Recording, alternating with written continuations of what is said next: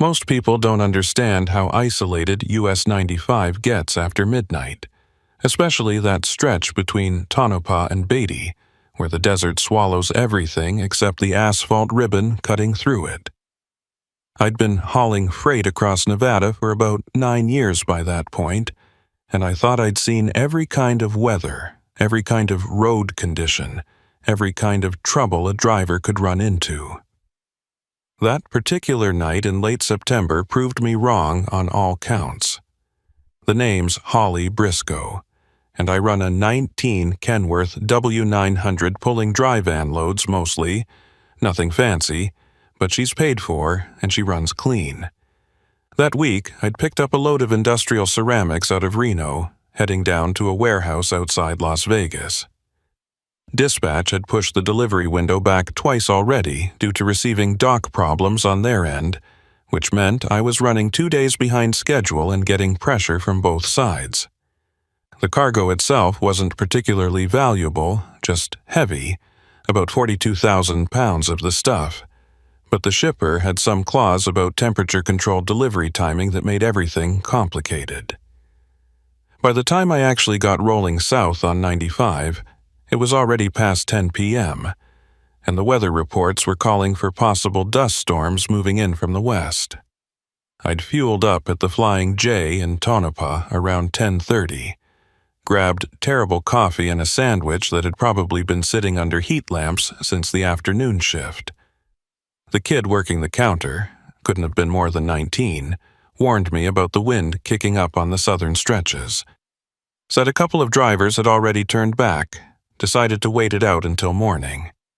But I'd driven through worse, or at least I thought I had, and I needed to make up time. The fuel receipt showed 10:47 p.m. when I pulled back onto 95, and I remember thinking I could push through to Beatty, maybe grab a few hours of sleep at the truck stop there before the final leg into Vegas. The first 30 miles were fine. Standard high desert driving with sagebrush and distant mountains barely visible under a quarter moon. My CB was quiet except for occasional static bursts, and I had the radio tuned to some classic country station out of Tonopah that kept fading in and out. The temperature had dropped to maybe 55 degrees, cold enough that I had the heat on low, and the wind was starting to gust hard enough to push the trailer slightly when it hit from the west. I kept both hands on the wheel, staying right around 65, watching for wildlife because this stretch was notorious for wild burros wandering onto the road after dark. Around mile marker 78, maybe 40 minutes south of Tonopah, the dust started rolling in for real. It wasn't the kind that builds gradually. It hit like a wall, visibility dropping from clear desert night to maybe 30 feet in the space of a few seconds. I immediately dropped my speed to 40, flipped on the hazards, and tightened my grip on the wheel. The wind was hitting the trailer broadside now, strong enough that I could feel the whole rig wanting to drift into the oncoming lane. There was no traffic, hadn't seen another vehicle in probably 20 miles, which was both a relief and unsettling at the same time. That's when I saw the first set of lights ahead. Not headlights exactly, but the red glow of taillights and clearance markers. Another semi parked on the shoulder with hazards flashing. My initial thought was breakdown, or maybe another driver waiting out the dust storm, which would have been the smart play. As I got closer, maybe 200 yards out, I could make out the shape of a Peterbilt conventional. Looked like a 389 model, dark-colored, pulling a standard 53-foot dry van. The truck was angled slightly, nose pointing toward the highway like it had pulled off in a hurry. I started to ease toward the left lane to give them room, standard courtesy, when I noticed something that made my chest tighten. There were 2 more trucks parked behind the first one, also with hazards on, also angled the same way. 3 semis in a row, all stopped on the shoulder of one of the loneliest highways in Nevada during a dust storm. That wasn't normal trucker behavior. When you stop for weather, you spread out, give each other space. You don't bunch up like that unless you're coordinating something. I grabbed my CB mic, switching to channel 19. Southbound trucks at mile 78, this is a northbound Kenworth, you guys need assistance? Nothing but static. I tried Channel 9, the emergency frequency. Same result.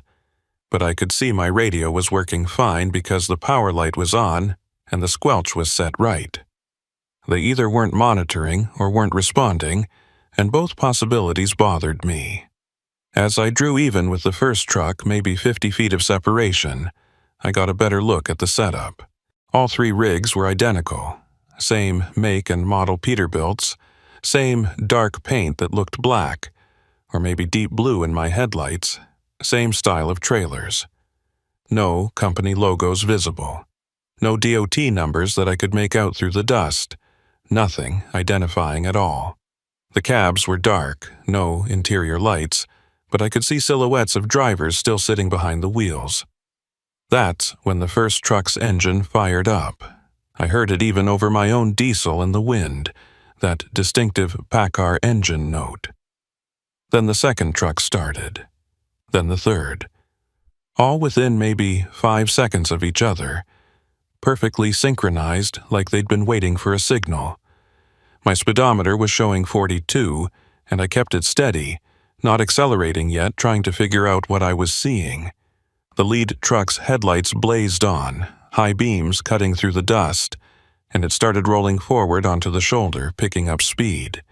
It wasn't pulling back onto the highway. It was pacing me on the shoulder, maintaining the same speed, and I watched in my driver's side mirror as the second and third trucks fell in behind it.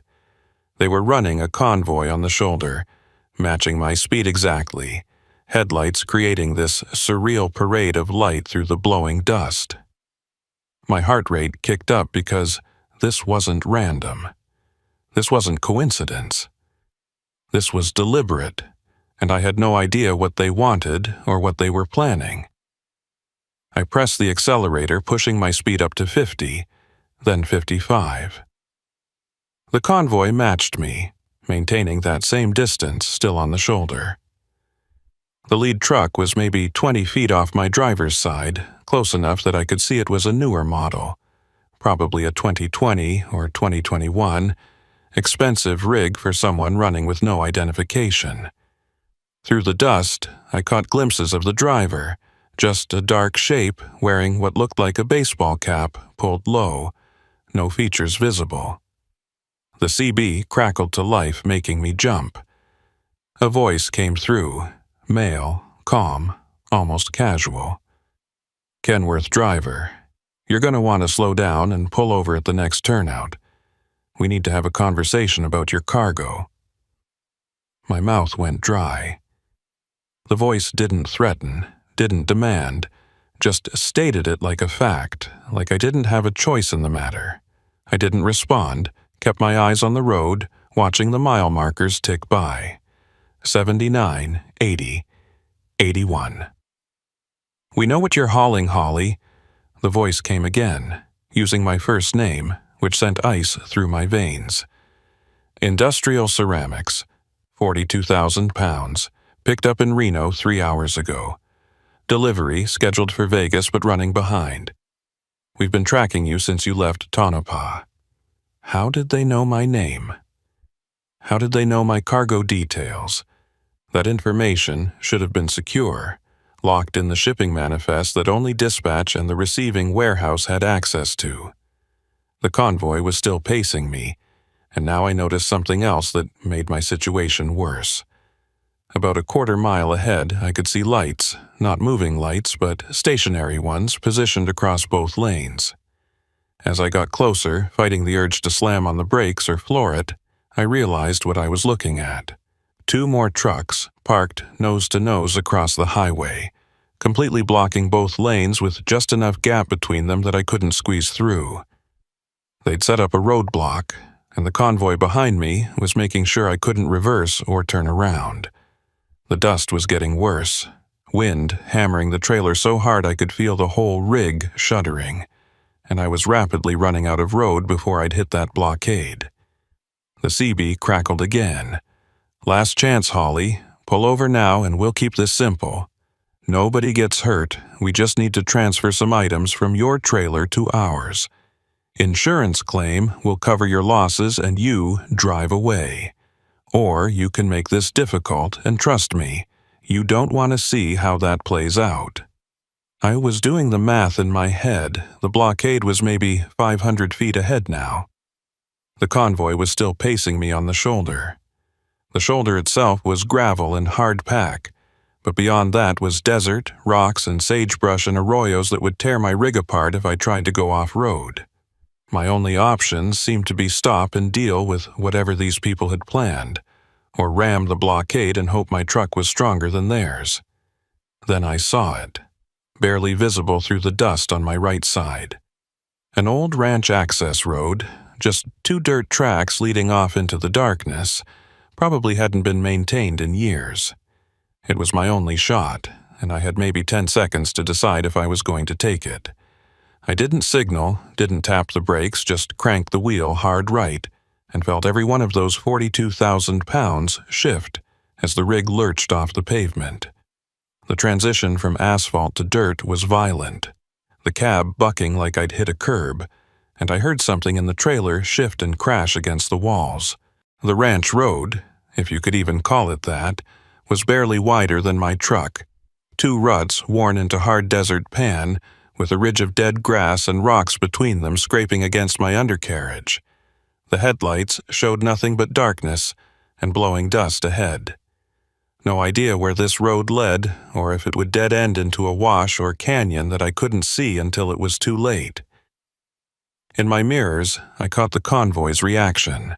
The lead truck's brake lights flared red, and I could see it swerving, trying to follow me onto the access road but having to slow down because of the angle. The blockade trucks ahead on the highway had already started moving, turning to pursue. But I'd bought myself maybe 30 seconds of distance. The CB exploded with voices now, multiple people shouting coordinates and directions. "He's eastbound on the old Ralston Ranch Road. Cut him off at the junction. Get the Suburban around through Crescent Valley." They had more vehicles than just the trucks. They had this whole operation mapped out with chase cars and alternate routes, and I was heading deeper into their trap without any clue where I was going. The ranch road deteriorated fast, the ruts getting deeper, forcing me to slow to maybe 25 just to keep from ripping the oil pan out on the rocks. Creosote bushes scraped along both sides of the trailer, that distinctive smell mixing with diesel exhaust and dust. I tried my phone. No signal, hadn't had bars since leaving Tonopah. Out here, you were lucky to get emergency calls through, let alone data. The GPS showed I was heading roughly east, away from the highway, into what looked like empty desert for at least 15 miles before the next paved road, some county route that probably saw 1 vehicle a day, if that. Behind me, I could see headlights, at least 3 sets, bouncing through the dust as they followed. They were gaining because they weren't hauling 40 tons of cargo, could navigate the rough terrain faster than I could. The ranch road started climbing slightly, following the contour of a ridge, and I noticed old fence posts on the right side, rusted barbed wire hanging in loops, remnants of whatever cattle operation had used this land decades ago. The posts were close enough to the road that my trailer was clipping them, metal screeching against metal, each impact sending vibrations through the whole rig. Then the road forked, no signs, just 2 equally bad options splitting off into different directions of darkness. The left fork seemed to descend into what might be a dry creek bed. The right climbed higher up the ridge. I took the right on pure instinct, figuring higher ground might give me cell signal or at least a view of what I was dealing with. The grade steepened immediately, and I downshifted, feeling the Kenworth's engine roar as it clawed up the incline. The trailer was fishtailing slightly in the loose gravel, rear tandems struggling for traction, and I had to feather the throttle to keep from sliding backwards. At the top of the ridge, the road leveled out, and I got my first real view of the situation. The dust storm had cleared slightly at this elevation, and I could see vehicle lights spread out below me, at least 6 different sets moving in patterns that were clearly coordinated. 3 were following my track up the ridge. 2 more were circling around to the north on what must have been another access road, and 1 was positioned on the county road to the east, blocking my potential escape route. They had me surrounded on 3 sides, and the only direction I hadn't seen lights was south, deeper into the desert where there were no roads at all. The CB crackled again, different voice this time, older, more authoritative. "Holly, you're making this harder than it needs to be. That road you're on dead ends in about 2 miles at an old stock pond. There's nowhere to go. Save yourself the trouble and the damage to your rig, pull over now, and we'll get this done quick." He was probably right about the dead end. These old ranch roads typically led to water sources or loading corrals and then just stopped. But something in his tone made me certain that quick didn't mean they'd let me drive away after. I kept pushing forward, the road now running along the ridgeline, rocky terrain on both sides dropping away into darkness. My headlights caught something ahead that made me ease off the throttle, an old cattle guard spanning the road, the kind made from railroad rails welded together with gaps between them to keep livestock from crossing. The guard looked ancient, rust-covered, and I had no idea if it would support the weight of a loaded semi. But the trucks behind me were maybe a quarter-mile back now, headlights bouncing as they climbed the grade, and I was out of options. I lined up as straight as I could, said a prayer to whatever deity watches over truck drivers, and rolled on to the cattle guard at maybe 15 miles per hour. The sound was apocalyptic, metal grinding and shrieking, the entire frame of the guard bowing downward as my steer axle crossed, then my drive axles, then the trailer tandems. I felt the back end drop and heard something crack, might have been one of the rails breaking. But the momentum carried me across and the trailer tandems bounced up onto solid ground on the other side. I glanced in the mirror just as the first pursuing truck hit the cattle guard, and it didn't fare as well.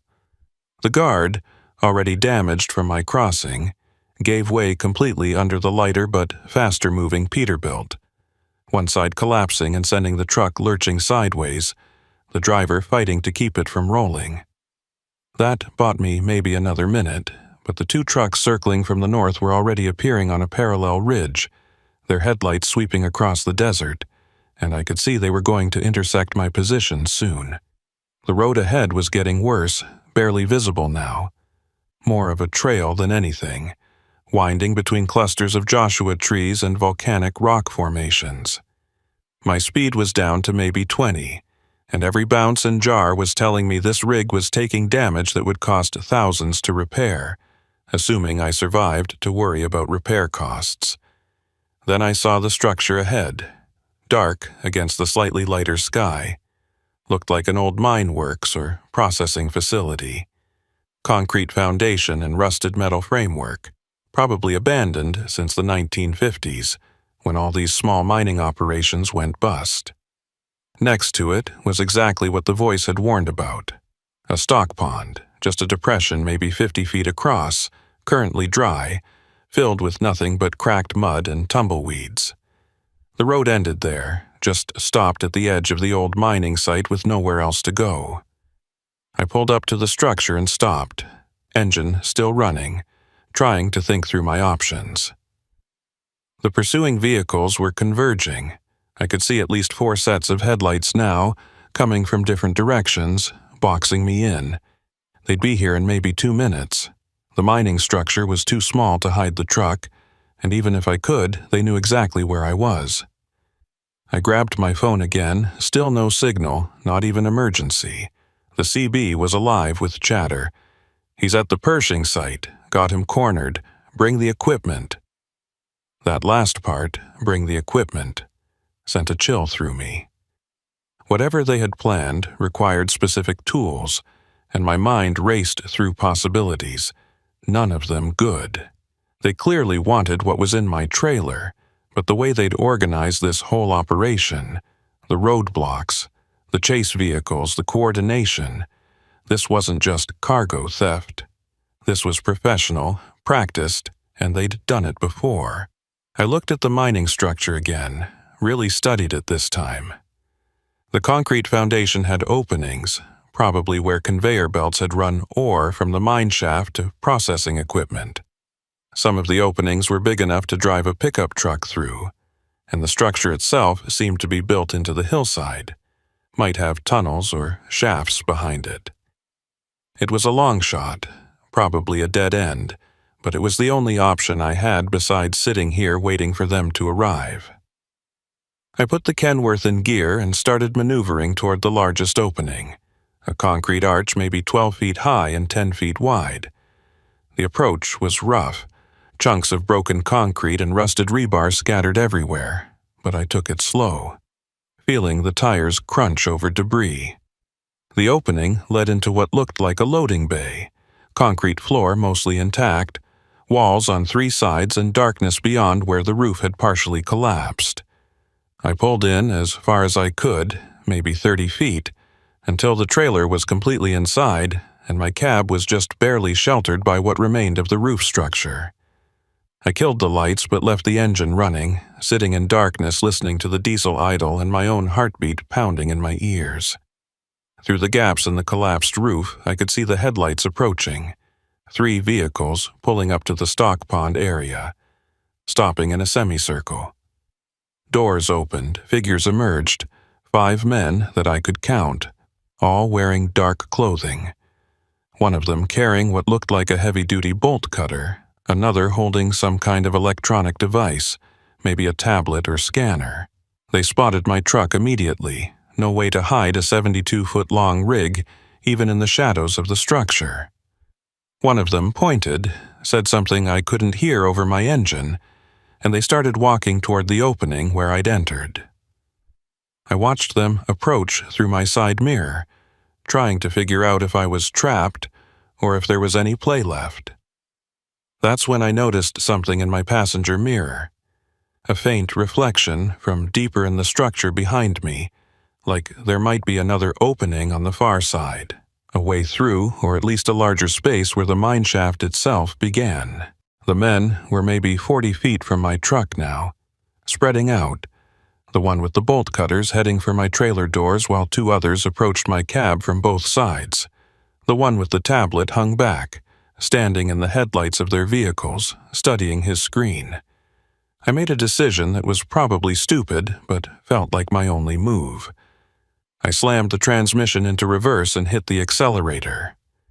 The Kenworth lurched backward, trailer tandems screeching against the concrete floor, and I had maybe 10 feet of clearance before I'd hit whatever was behind me. The men scattered, diving out of the way, and I heard one of them shouting into a radio.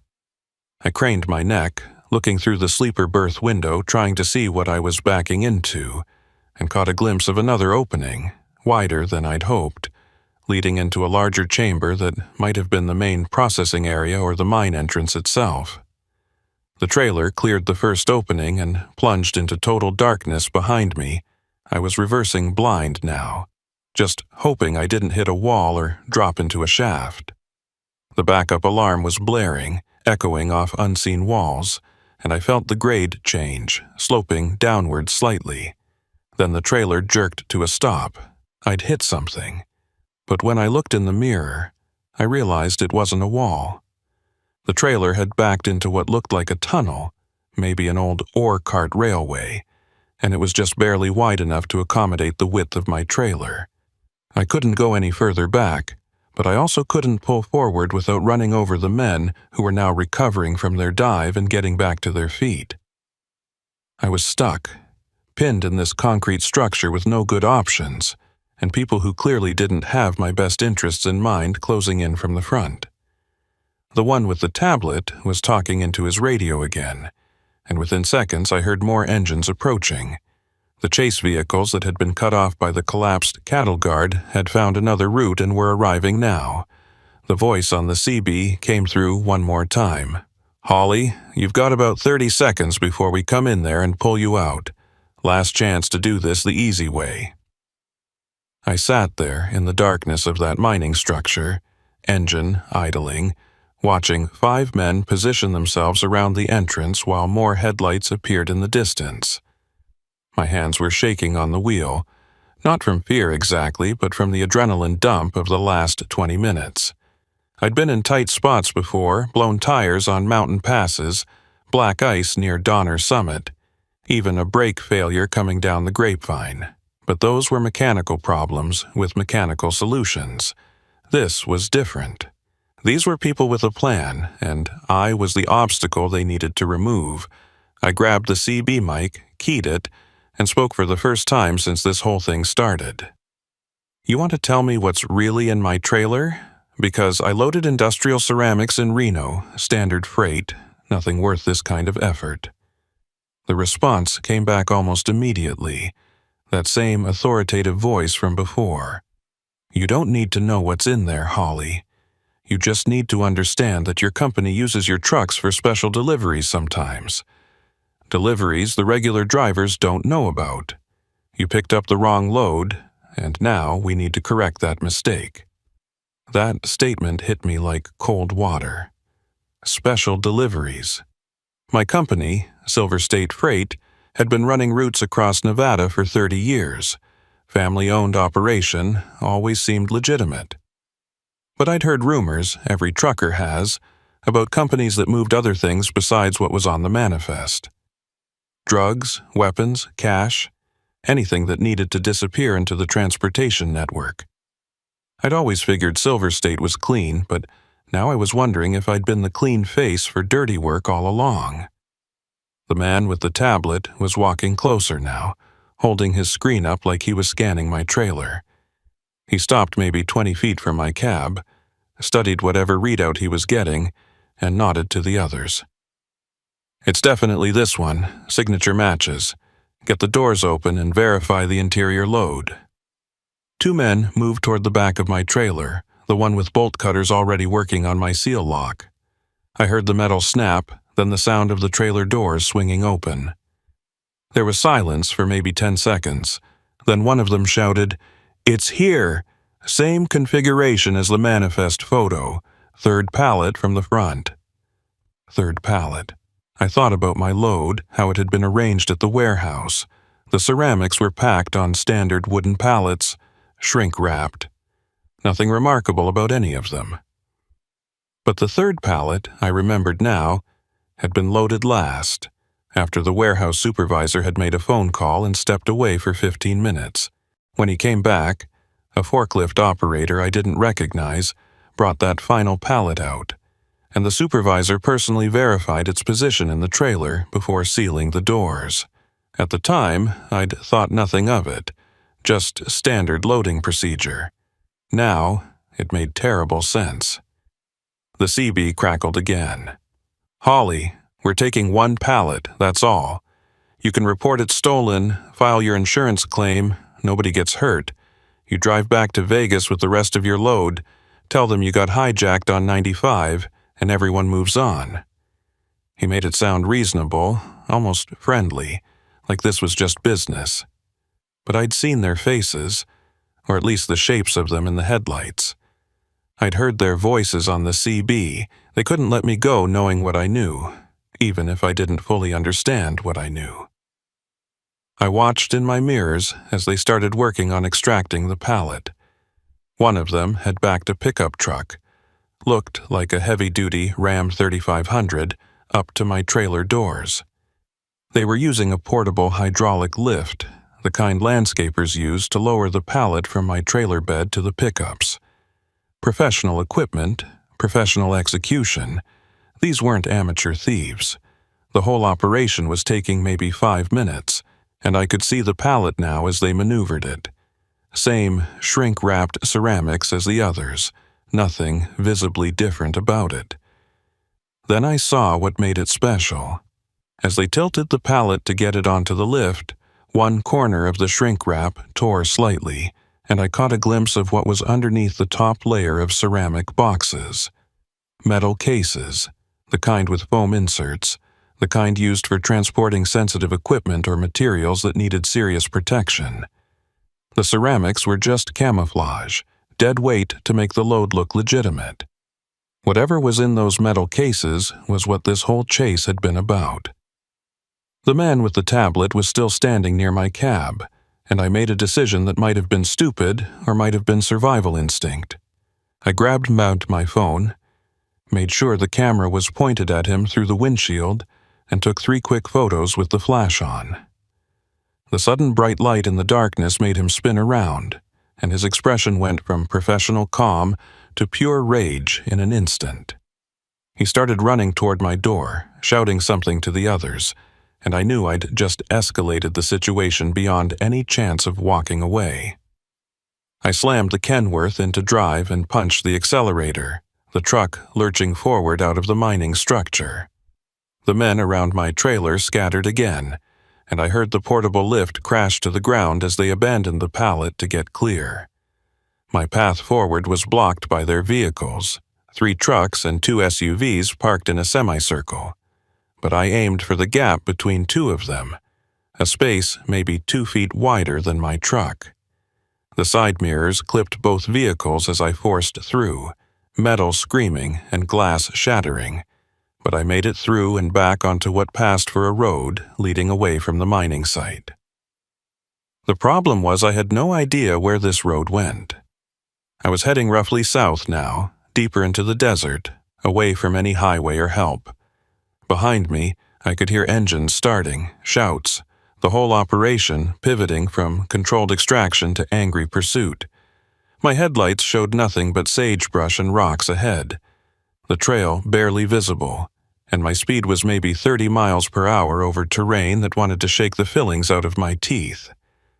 The trailer was fishtailing constantly, and I could hear things breaking loose inside, the remaining pallets shifting and crashing against the walls. The CB came alive with a different voice now, younger, angrier. "That was a mistake, driver. Now we've got to do this the hard way. You just made this personal." I didn't respond, focused on keeping the truck moving forward, watching for washouts or drop-offs that would end this chase permanently. My mirrors showed headlights spreading out behind me. At least 5 vehicles now, and they were faster than I was on this terrain. The gap was closing. I'd been driving for maybe 10 minutes when the road started climbing again, switchbacks carved into the side of what looked like a larger ridge or small mountain. The grade was steep enough that I had to drop into a lower gear, the engine roaring as it pulled the load upward. The pursuing vehicles were gaining fast on the switchbacks, their lighter weight and higher horsepower letting them take the turns at speeds I couldn't match. I watched the lead vehicle, one of the Peterbilts, come around a turn maybe 200 yards behind me, and I knew I had maybe another minute before they caught up. That's when I saw the turnout ahead, just a wide spot on the uphill side of the road, probably used by maintenance crews or rangers back when this area was more active. It gave me an idea, probably a terrible one, but I was out of good options. I pulled into the turnout, angling the truck so the trailer was blocking most of the road, then jumped out of the cab with my phone and my pocket knife, the only things I had that might be useful.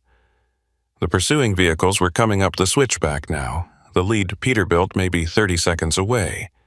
I ran to my trailer, found the airline connections, and used the knife to cut through the glad hand airlines that controlled the trailer brakes. The hiss of escaping air was loud in the night silence, and I felt the trailer settle slightly as the brake pressure released. Then I disconnected the electrical line and the 5th wheel release handle, pulling the pin that connected trailer to tractor. The trailer sat there, still blocking the road but no longer attached to my truck. I sprinted back to the cab, climbed in, and drove forward, leaving the loaded trailer behind as a 53-foot, 40,000-pound roadblock. I watched in the mirror as the lead Peterbilt came around the final turn and hit its brakes hard, realizing too late that the road was completely blocked. The truck stopped maybe 10 feet from my abandoned trailer, and the vehicles behind it started stacking up, unable to get past on the narrow mountain road. I had maybe bought myself 10 minutes, maybe less if they had equipment to move the trailer.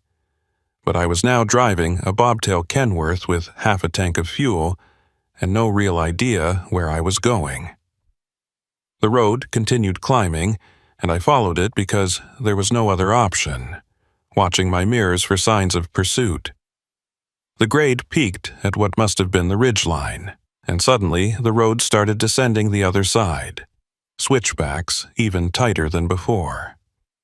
That's when I saw lights in the valley below, not headlights but stationary lights, might be a ranch or a highway maintenance station, some kind of human presence that represented potential help.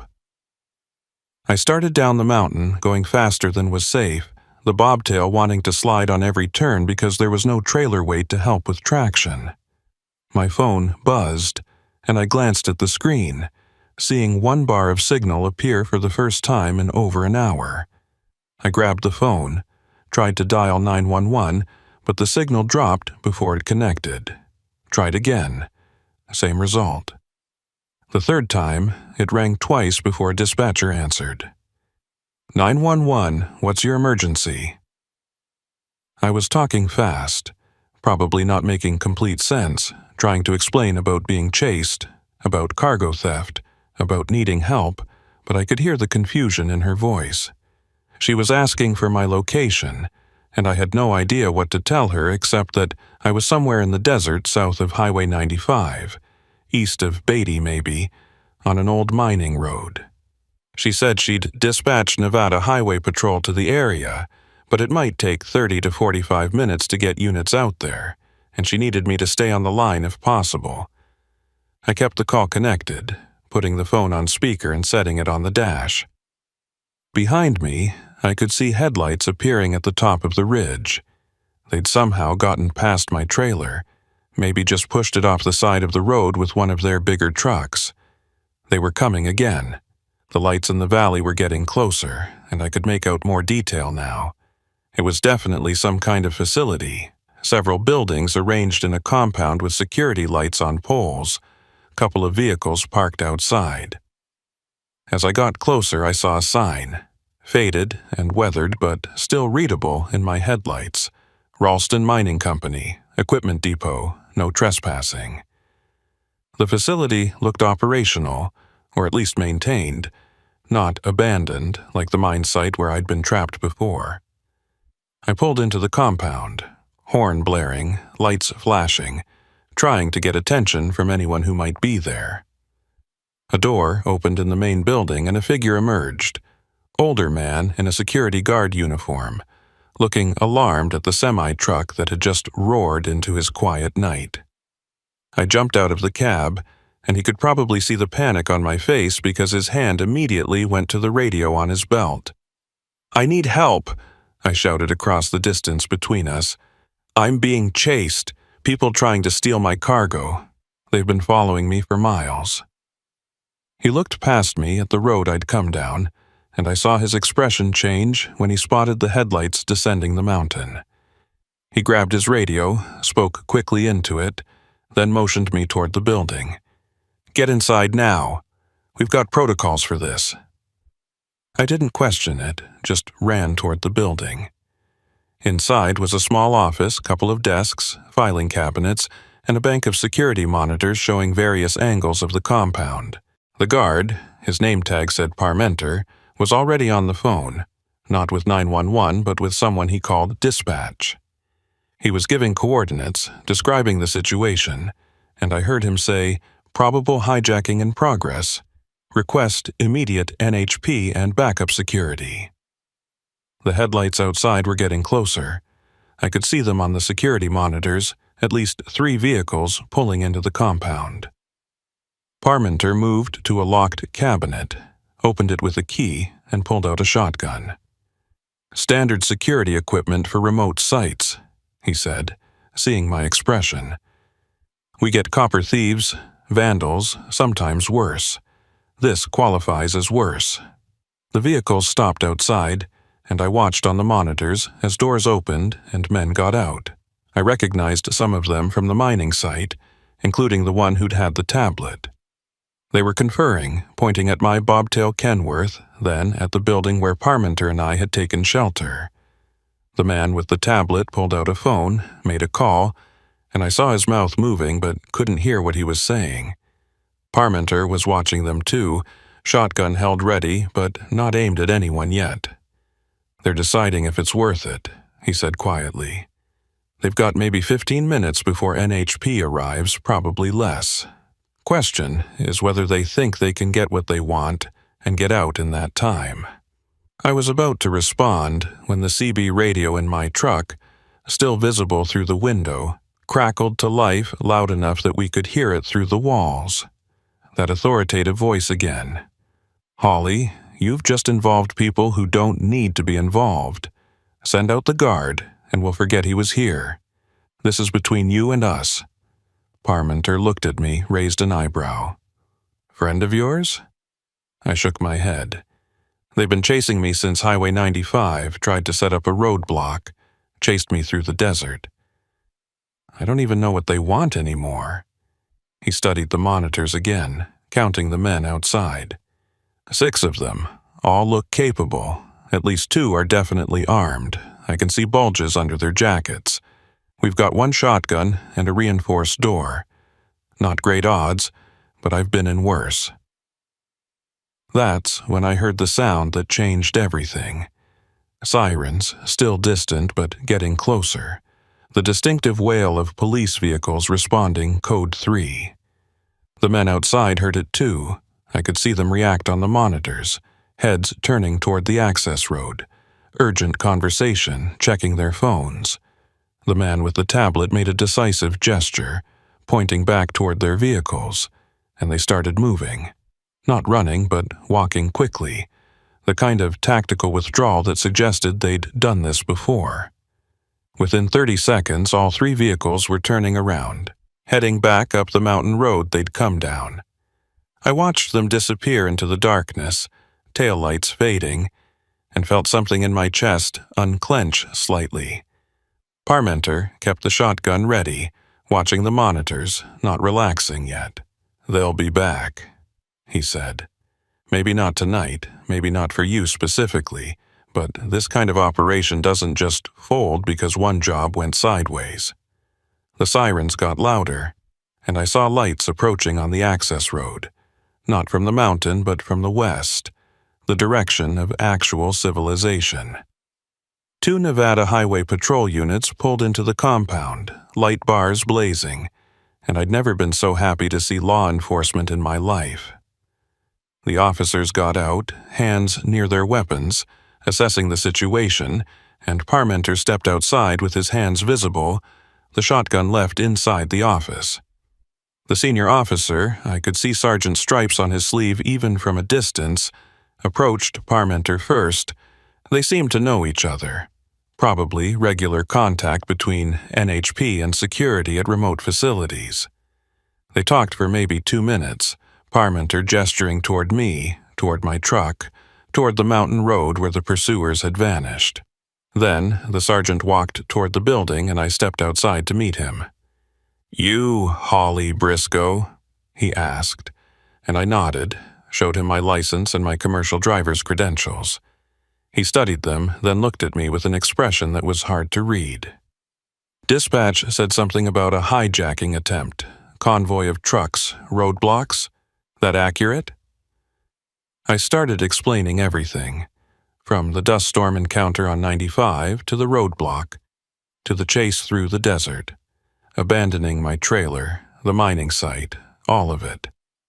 He listened without interrupting, taking notes on a small pad, and when I finished, he looked at Parmenter. "You see any of this?" Parmenter nodded toward the monitors. "Got the last part on security cameras.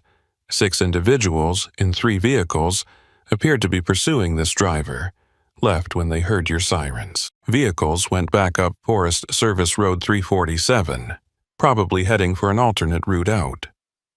The sergeant got on his radio, relayed that information, requested additional units to try to intercept. Then he turned back to me. "Your trailer. You said you left it blocking a road up on the ridge?" I confirmed the location as best I could, described the switchback and the turnout. He made another radio call, this time requesting a commercial vehicle recovery team and a cargo inspection unit. We're going to need to secure that trailer, document everything, and we're definitely going to need to see what's on that third pallet." He said it like he already knew something, like this wasn't a surprise, and I felt that same cold realization from earlier.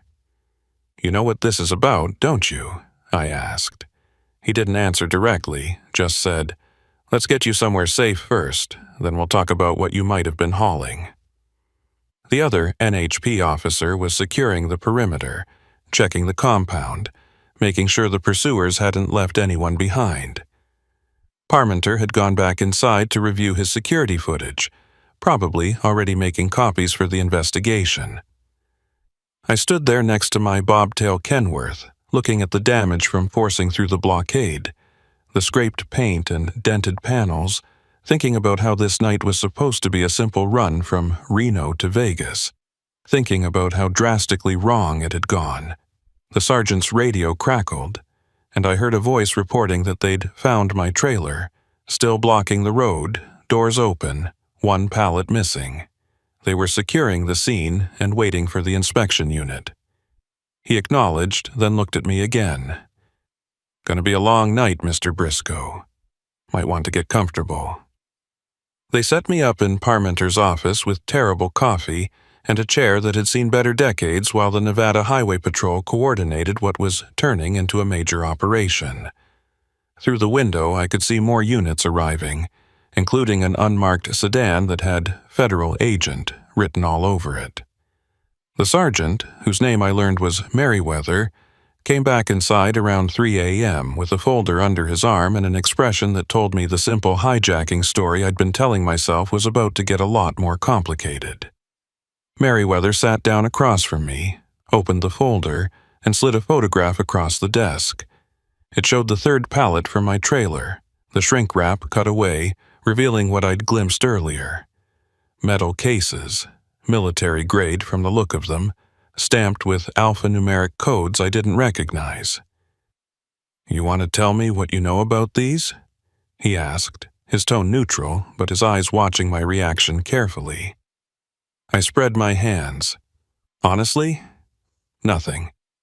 My manifest said industrial ceramics, 42,000 pounds total, standard commercial freight from a Reno warehouse to a Vegas distribution center.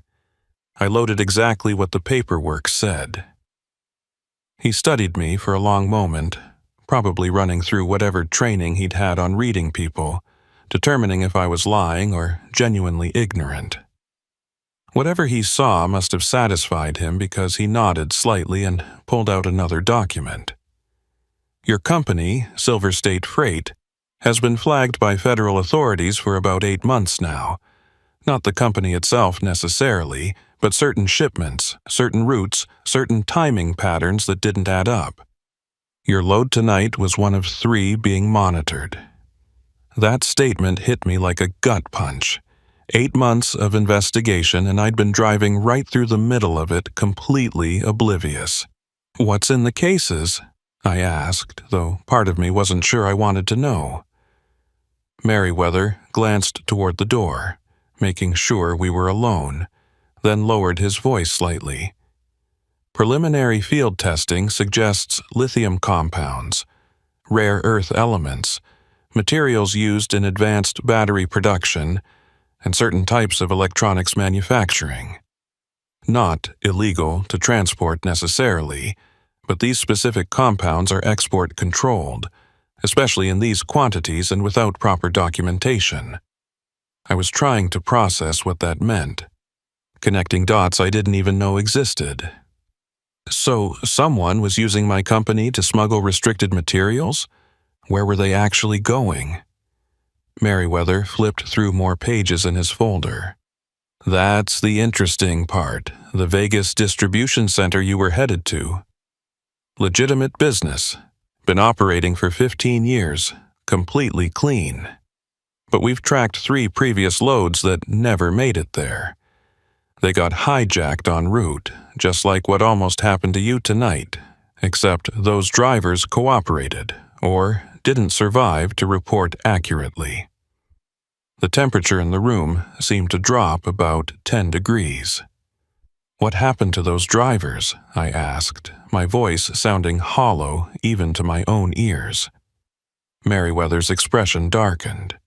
"One's still missing, presumed dead. One was found in the desert 3 weeks later, dehydrated, confused, claiming he couldn't remember anything after stopping for what he thought was a highway patrol vehicle. The third driver reported the hijacking immediately, helped us start piecing this together, but he quit trucking entirely afterward, relocated to another state." I thought about how close I'd come to being another statistic in that folder, another driver who vanished or emerged broken from the Nevada desert. The people chasing me tonight, they knew about the special cargo. They had equipment, coordination, inside information. This wasn't just opportunistic theft. Meriwether nodded. "We've been trying to identify the organization for months. Your encounter tonight, the photos you took, the pursuit route, it's more evidence than we've collected in all the previous incidents combined. That's why the federal agent is here. This goes beyond state jurisdiction now." As if on cue, there was a knock on the door, and a woman entered, mid-40s, dark suit, federal credentials already in her hand. "Mr. Briscoe, I'm Special Agent Keller, FBI. I need to ask you some detailed questions about tonight's events and about your employment with Silver State Freight." She didn't sit down, just stood there with a recorder in her other hand, and I realized this wasn't going to be a casual conversation. For the next 2 hours, I went through everything again, but this time with a level of detail I hadn't even known I'd observed. Agent Keller wanted descriptions of every vehicle, every person, every word spoken on the CB, the exact location of every turn I'd made through the desert. She was particularly interested in the man with the tablet, the one I'd photographed, and she had me go through my phone's photos with enhancement software, zooming in on reflections in my windshield, background details, anything that might provide identification. One image, enhanced and adjusted, showed a partial license plate on one of the Peterbilt's, Nevada commercial plates, and I watched Keller immediately send it to someone via encrypted message. Another photo caught the tablet screen itself, and while I couldn't read what was on it, Keller seemed to recognize the interface. "That's tracking software," she said, more to herself than to me. "Military-grade GPS monitoring, the kind that costs 6 figures and requires security clearance to purchase legally. These people have serious resources and serious connections." The reality of what I'd stumbled into was becoming clearer and more terrifying. This wasn't just cargo theft, it was industrial espionage or worse, potentially materials heading to foreign buyers who shouldn't have access to American-controlled compounds. I'd been the unwitting mule, and the hijackers had been the retrieval team, working for someone who'd set up the whole shell game with my company as the cover. Dawn was breaking when Keller finally shut off her recorder and sat down, looking tired but somehow energized by what we'd uncovered. "Mr. Briscoe, you did everything right tonight. Running instead of stopping, getting to security, making sure law enforcement was involved. Those decisions probably saved your life." She paused, choosing her next words carefully. "But I need you to understand that the people behind this operation are still out there, and they now know you're a witness, a complication they didn't plan for." The implication was clear, and my stomach tightened. "You're saying I'm in danger even now?" Keller exchanged a glance with Meriwether, and he took over the explanation. "We're going to have NHP maintain a presence at your residence for the next few weeks. Plain clothes units, nothing obvious that would alarm your neighbors. And we'd recommend you take some time off from driving, at least until we make arrests and neutralize the immediate threat." Take time off. Simple words that meant my income stopped, my routine shattered, my sense of security permanently altered. But the alternative, continuing to drive routes while looking over my shoulder, wondering if every car in my mirrors was surveillance or threat, that wasn't viable either. "What about Silver State Freight?" I asked. "Are they involved knowingly, or were they being used?" Agent Keller pulled out another folder, this one thicker. "That's still under investigation. Initial evidence suggests your dispatcher, a man named Gerald Vickers, may have been facilitating the special loads without full company knowledge. He's been interviewed and is cooperating, but there are others in the organization we're still examining. For now, consider yourself on administrative leave, with full cooperation from Silver State's ownership. Administrative leave, cooperating witness. Federal investigation." Terms I'd never expected to apply to my life as a simple freight hauler. I thought about my wife, about how I'd explain this when I got home, about whether I'd ever feel safe driving 95 again, or any other lonely highway where trouble could be waiting around the next curve. Parmenter appeared in the doorway with fresh coffee, and I realized he'd been up all night too, managing his own part of this situation. "They're ready to tow your bobtail back to the impound yard," he said. "Trailers being transported separately under federal custody. You'll need to sign some release forms." I followed him out into the compound where the sun was painting the desert in shades of orange and pink, beautiful and indifferent to the human drama that had played out in its darkness. My Kenworth sat there looking battered, paint scraped, mirrors cracked, mud and desert debris coating the undercarriage. She'd gotten me through, though, performed exactly as needed when everything went sideways.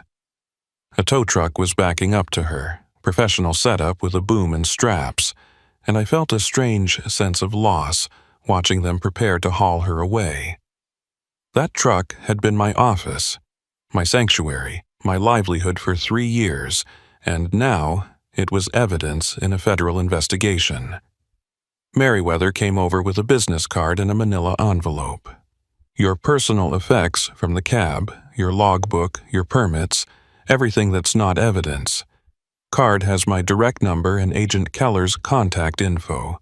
You think of anything else, no matter how small, you call immediately." I took both, the envelope heavier than expected, and realized it contained my life on the road, reduced to a collection of papers and personal items. "What happens now?" I asked, watching the tow truck lift my Kenworth's front axle off the ground. Merriweather looked out at the desert, at the mountain road where I'd been chased just hours ago. "Now we follow the evidence, track down the organization, try to prevent the next shipment from disappearing. You did good work tonight, Holly, whether you meant to or not. Testimony from a driver who actually escaped, who documented the operation, that's going to be crucial in building the case." A NHP unit pulled up to give me a ride back to civilization, back to Tonopah where I could get a rental car and drive home to face whatever came next. As I climbed into the back seat, I looked one more time at the mining facility, at Parmenter standing in his office doorway, at the mountains where I'd abandoned my trailer and run for my life. The desert looked peaceful now in the morning light, giving no indication of the violence and desperation it had witnessed in the darkness. The drive back to Tonopah took 45 minutes, the officer making small talk about weather and road conditions, carefully avoiding the topic of what I'd just been through. My phone, silent for hours in the dead zones, suddenly came alive with messages as we hit civilization. My wife, worried because I hadn't checked in. My dispatcher, terse message about situation awareness. 3 calls from numbers I didn't recognize, probably federal investigators or company lawyers. I didn't return any of them yet, just watched the desert slide past the window, thinking about how a routine haul had turned into this, thinking about those metal cases and what they represented, thinking about the men who'd chased me and whether they were already planning their next move. The officer dropped me at a car rental place in Tonopah, handed me another business card, victim services coordinator, and told me someone would be in touch about witness protection protocols if they became necessary. Witness protection. The term hung in the air like a threat or a promise I couldn't decide which. I rented a basic sedan, something completely unlike my Kenworth, and started the long drive home to Carson City. The radio played country music, traffic reports for roads I wasn't on, and I realized I was checking my mirrors constantly, looking for headlights that matched my speed too perfectly, for vehicles that appeared too often in my peripheral vision.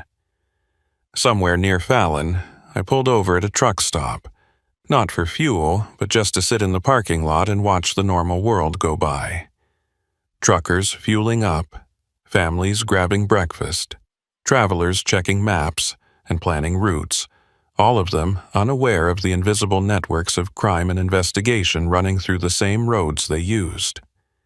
I'd been one of them just yesterday, focused on delivery windows and fuel costs and making it home on time. Now I was something else, a witness, a survivor, someone who knew too much about things I'd never wanted to know. My phone rang, Agent Keller's number. I answered, and she got straight to business. Mr. Briscoe, we've identified 2 of the vehicles from your photos and the partial plate. Both registered to a shell corporation in Elko, same ownership structure as the entities we've been tracking.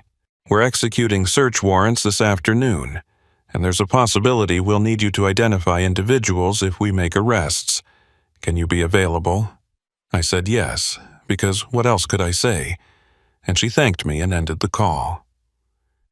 I sat there in the truck stop parking lot, watching a family load into their minivan, the kids arguing about who got the window seat, the parents looking tired but content, heading home from some vacation or visit. Normal problems, normal lives, and I envied them so much it hurt. I made it home around noon, pulling into my driveway in a rental car instead of my truck, wearing the same clothes from yesterday, probably looking like I'd been through something I couldn't explain.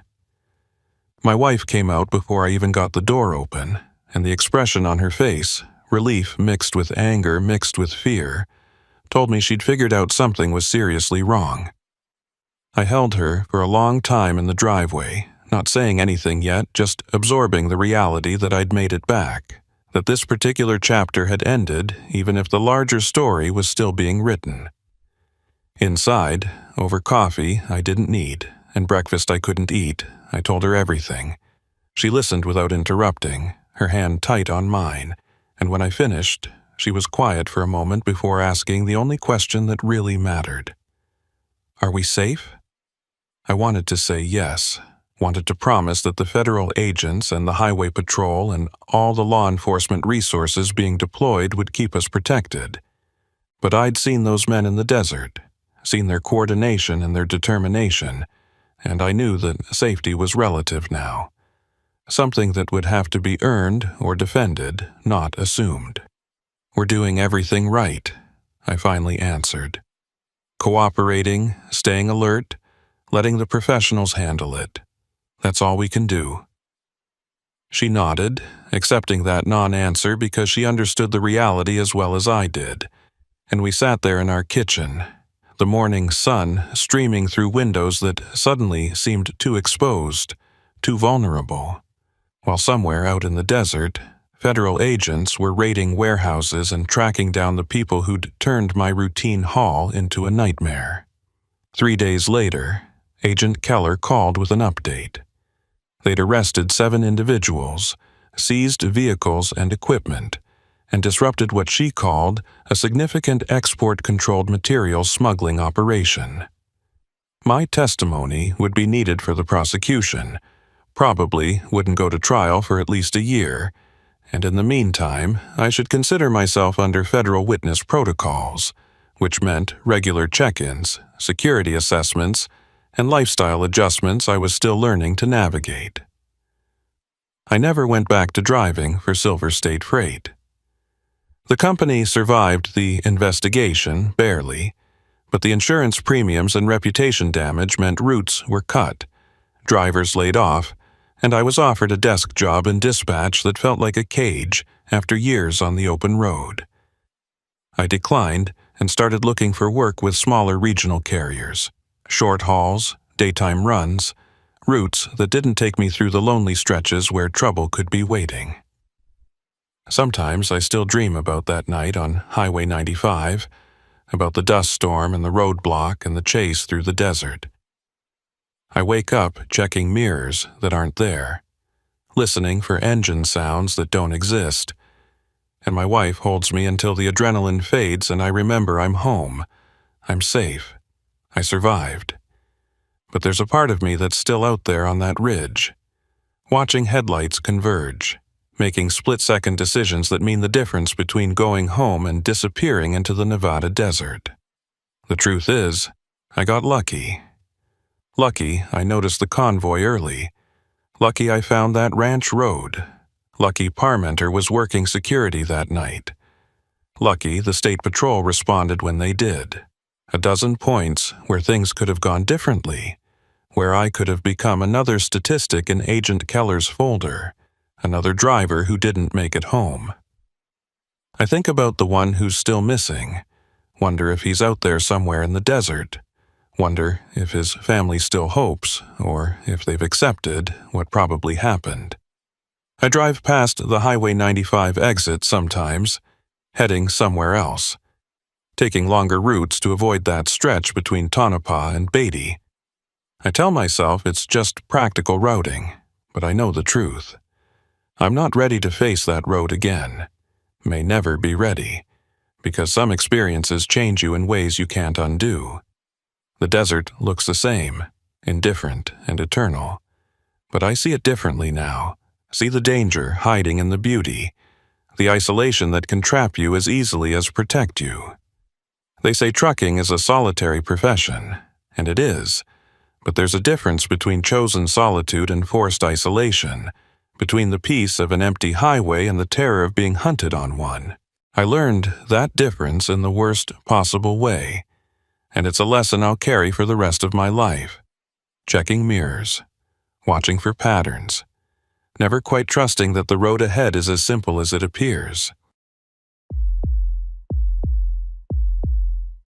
The Sonoran Desert in July is the kind of heat that makes you question every life decision that led you to driving through it, and I'd been questioning mine for about the last 100 miles.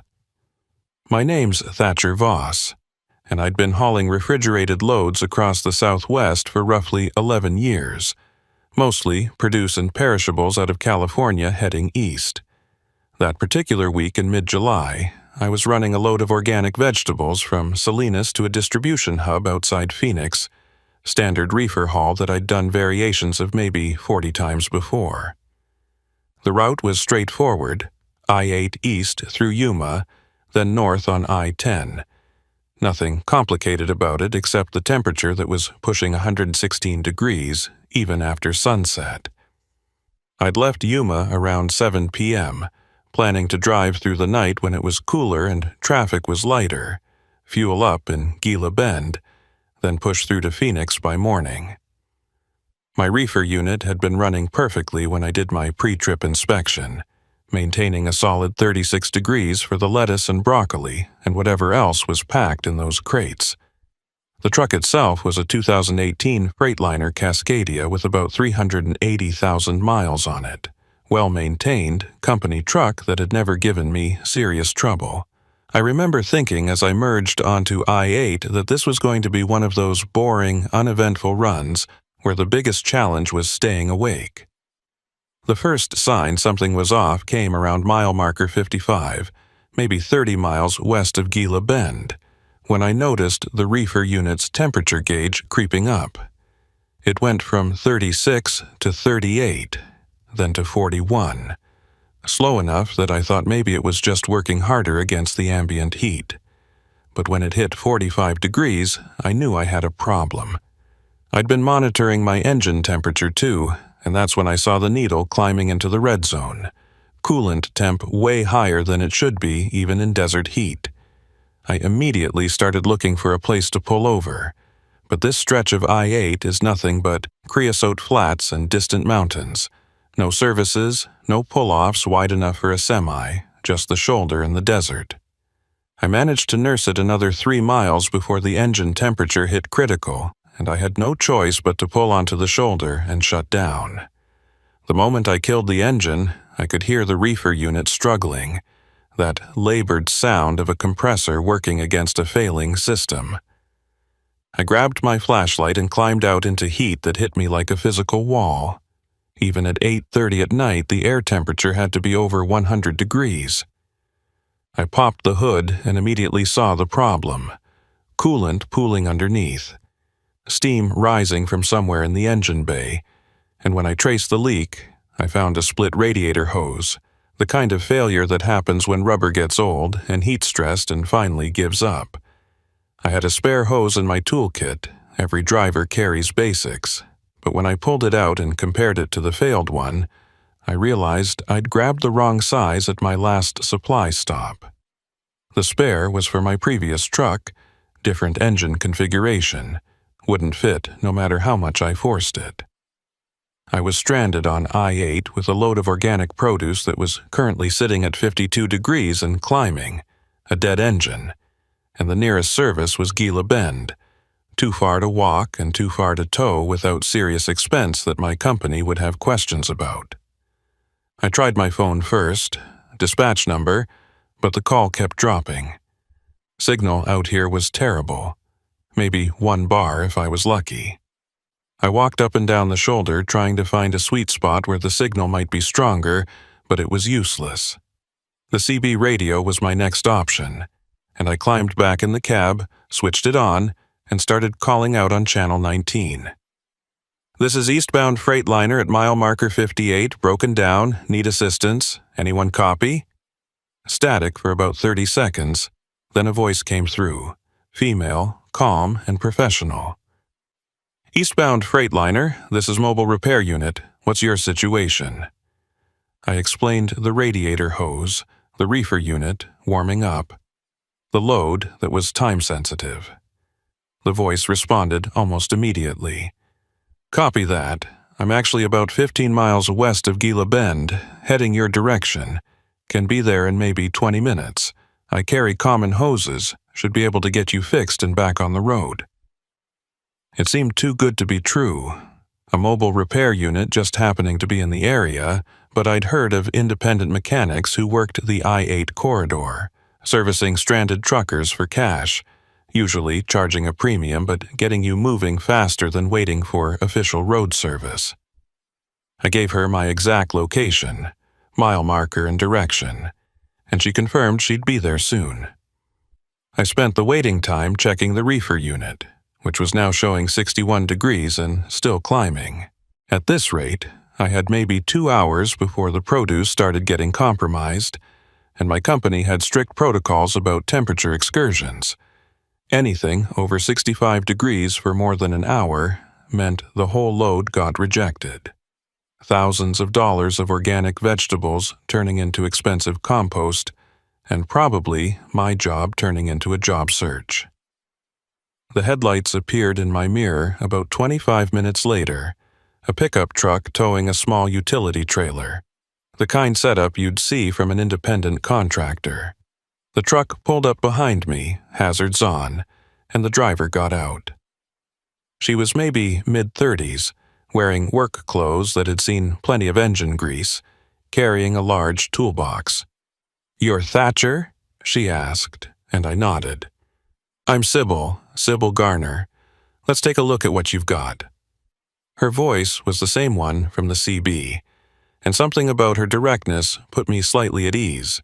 She seemed competent, professional, exactly what I needed. She inspected the failed hose, nodded like she'd seen it 100 times, and went back to her trailer. When she returned, she had a radiator hose that looked like it might fit, along with hose clamps and coolant. "This should work," she said, already positioning herself to access the engine bay. "Going to take me maybe 30-40 minutes to replace it, flush the system and get you topped off. Your reefer unit, that's a separate issue, could be related to the engine cooling problem, or could be its own compressor issue. Won't know until we get the engine sorted." I watched her work, impressed by how efficiently she moved, clearly someone who'd done this repair many times. While she worked, I tried my phone again, Still no signal, and the CB was quiet except for occasional static bursts. "You work this stretch often?" I asked, making conversation, but also trying to understand how she'd happened to be in exactly the right place. She glanced up from the engine bay. "I cover I-8 from Yuma to Gila Bend, mostly night shifts when the heat isn't as bad and truckers are more likely to have problems. Been doing it about 3 years, good business. Lots of rigs break down out here." That made sense, and I started to relax a bit, figuring I'd gotten lucky that she was in the area. She finished the hose replacement, added coolant, and told me to try starting the engine. It turned over clean, no warning lights, temperature gauge sitting right where it should be. "Engine's good," she said. "Now let's check your reefer." She walked back to the trailer unit, opened the access panel, and I heard her moving things around, checking connections. After a few minutes, she came back to the cab where I was monitoring the temperature display. "Bad news," she said, and my stomach dropped. "Your reefer compressor's seized. Probably overheated when the engine coolant system failed. Heat stress pushed it over the edge. I can't fix that here. You'd need a full compressor replacement, probably a shop in Phoenix or back in Yuma." I did the math in my head. The produce was at 68 degrees now, climbing a degree every few minutes. Even if I got towed to the nearest shop, it would be hours before the repair was done. The load was already compromised. Sybil seemed to read my expression. "There might be an option," she said slowly, like she was considering whether to offer it. "There's a place about 12 miles south of here, old ranch property that got converted to a cold storage facility. They handle overflow from the Yuma ag operations. Might be able to take your load temporarily, keep it refrigerated while you get your reefer fixed. Owner's a guy named Ridley, Alban Ridley. He's helped out truckers before when they had cooling failures." It sounded like a potential solution, better than watching thousands of dollars of produce turn into garbage on the side of the highway. "How do I get there?" I asked. Sybil pulled out a phone, brought up a map, showed me a route that left I-8 at the next exit, then followed a series of county roads and what looked like dirt tracks south into the desert. "It's not on GPS," she said. "Old property. Been there since before digital mapping was a thing. But I can guide you there, make sure you don't get lost. Ridley's usually around at night, keeps the facility running 24/7 during harvest season." I hesitated. Something about leaving the interstate and heading into the desert on unmarked roads felt wrong. But the alternative was explaining to my company why I'd let an entire load spoil when there was a potential solution available. "What's he charge for the storage?" I asked. Sybil shrugged. "Depends on how long you need it. Probably a few $100s a day, but that's better than losing the whole load, right?" The logic made sense, and I was running out of time to make a decision.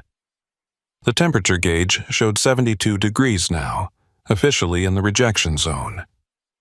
"All right," I said, "show me how to get there." Sybil nodded, walked back to her pickup. "Follow me, I'll take you right to it. Just stay close, some of these turns are easy to miss in the dark." She climbed into her truck, pulled out around me, and started heading east. I got the Freightliner moving, engine running smooth now, but the reefer unit completely dead. Just a silent box on my chassis holding produce that was slowly cooking in the desert heat. We took the next exit, mile marker 62, and immediately the road quality deteriorated. What started as a paved county road quickly became patched asphalt, then gravel, then hard-packed dirt that my rig could handle but wasn't ideal for. Sybil's taillights were my only guide, and I kept my distance to about 50 feet, close enough to follow but far enough to avoid her dust cloud. The headlights showed nothing but desert on both sides, saguaro cacti standing like sentinels, creosote bushes, and the occasional palo verde tree. We'd been driving for maybe 15 minutes when I started noticing things that didn't add up. The road we were on was getting narrower, barely wide enough for my truck, and there were no signs, no markers, nothing indicating this was a route to any kind of commercial facility. I tried the CB, calling out to Sybil. "Hey, how much further to this cold storage place?" Her response came back slightly distorted. "Just another few miles. The property's set back from the main roads. Owner likes his privacy." Privacy for a cold storage facility that supposedly handled commercial overflow didn't make much sense, but I'd committed to this route now, and turning around on this narrow track with a 53-foot trailer would be nearly impossible. I kept following, watching the odometer tick off miles, 12 miles from the interstate becoming 15, then 17. The terrain was getting rougher, too, the road climbing slightly into rocky hills, and I had to drop my speed to maybe 15 miles per hour to avoid damaging the suspension. That's when Sybil's brake lights came on, and she pulled to the side of the road. I stopped behind her, put on my parking brake, and watched as she got out of her truck and walked back toward my cab. When she got close enough to see in my headlights, I noticed something that made my chest tighten. She was carrying something in her right hand, partially concealed behind her leg, but the shape was unmistakable even in the shadows. A crowbar, the heavy kind used for forcing things open, and she was gripping it like she knew how to use it. I hit the door lock button, that reassuring thunk of the mechanism engaging, and grabbed my phone. Still no signal. Completely dead out here. Sybil stopped about 10 feet from my cab, and when she spoke, her voice had changed, no longer professional and helpful, now flat and cold. "Thatcher, you're going to want to step out of the truck.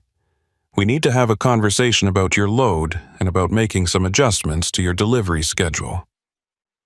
I kept both hands visible on the steering wheel, trying to project calm while my mind raced through options. The crowbar in Sybil's hand caught the reflection of my headlights, and I could see her stance had changed too, weight forward, ready for confrontation. Through the windshield, I spoke loud enough for her to hear. "I'm not opening this door. Whatever you think you're doing, this isn't going to work. My company tracks every truck with GPS. They know exactly where I am." Her laugh was short and bitter. "Your company's GPS shows you pulled off at mile marker 62 due to mechanical failure, which is accurate.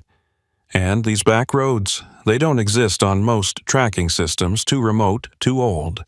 We've got maybe 2 hours before anyone notices you're not moving toward Gila Bend." She shifted the crowbar to her other hand, casual, like she was just holding a walking stick. "But we're not going to need 2 hours. This can be simple, Thatcher. We transfer your load to another truck, you file a hijacking report, insurance covers your company's loss, and you drive away with a story to tell. Nobody gets hurt."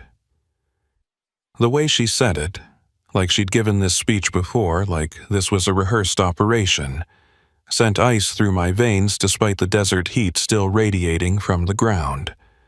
I glanced at my mirrors, looking for any sign of other vehicles or lights, but there was nothing except darkness and the silhouettes of saguaros against the stars.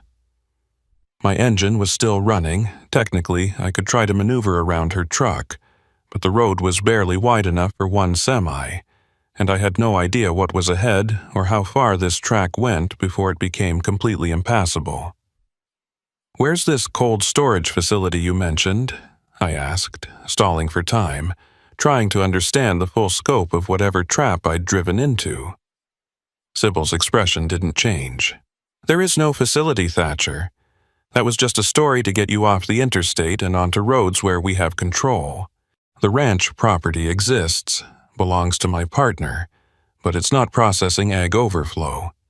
It's a transfer point for loads we've been acquiring from drivers who found themselves in situations just like yours." My hands tightened on the wheel. The phrase, acquiring from drivers, had implications I didn't want to think about too hard, but I needed information. "How many drivers?" I asked. Her pause before answering told me the number was higher than I wanted to know. Enough that we've got the system down to a science. Mechanical failures happen all the time out here. Heat stress on engines, cooling systems, tire blowouts. Sometimes those failures are natural, sometimes they're encouraged with the right tools applied at the right moment. Either way, driver needs help. We provide help, driver ends up here, and we have a business transaction. That statement hit me like a punch. She was admitting to sabotaging trucks, creating the very emergencies she then offered to solve, all to funnel drivers into this isolated area where they were vulnerable. I thought back to my radiator hose failure, how it had seemed like normal wear and tear, but now I wondered if maybe she'd been following me, waiting for an opportunity, possibly even creating one. "You caused my hose to fail?" I asked, voice harder than I'd intended. Sybil shrugged. "Didn't need to with yours. You were already broken down when I found you, genuine failure. Just good luck on our part. But yeah, sometimes we help things along. Small cut in a radiator hose, loosened valve stem, stuff that'll fail after a few miles of heat stress. Drivers never suspect because it looks natural." She took a step closer to my truck. "Now, you've got a choice. Either you cooperate, we do this clean and professional, or you make it difficult and we do it anyway, but you don't drive away. Your call."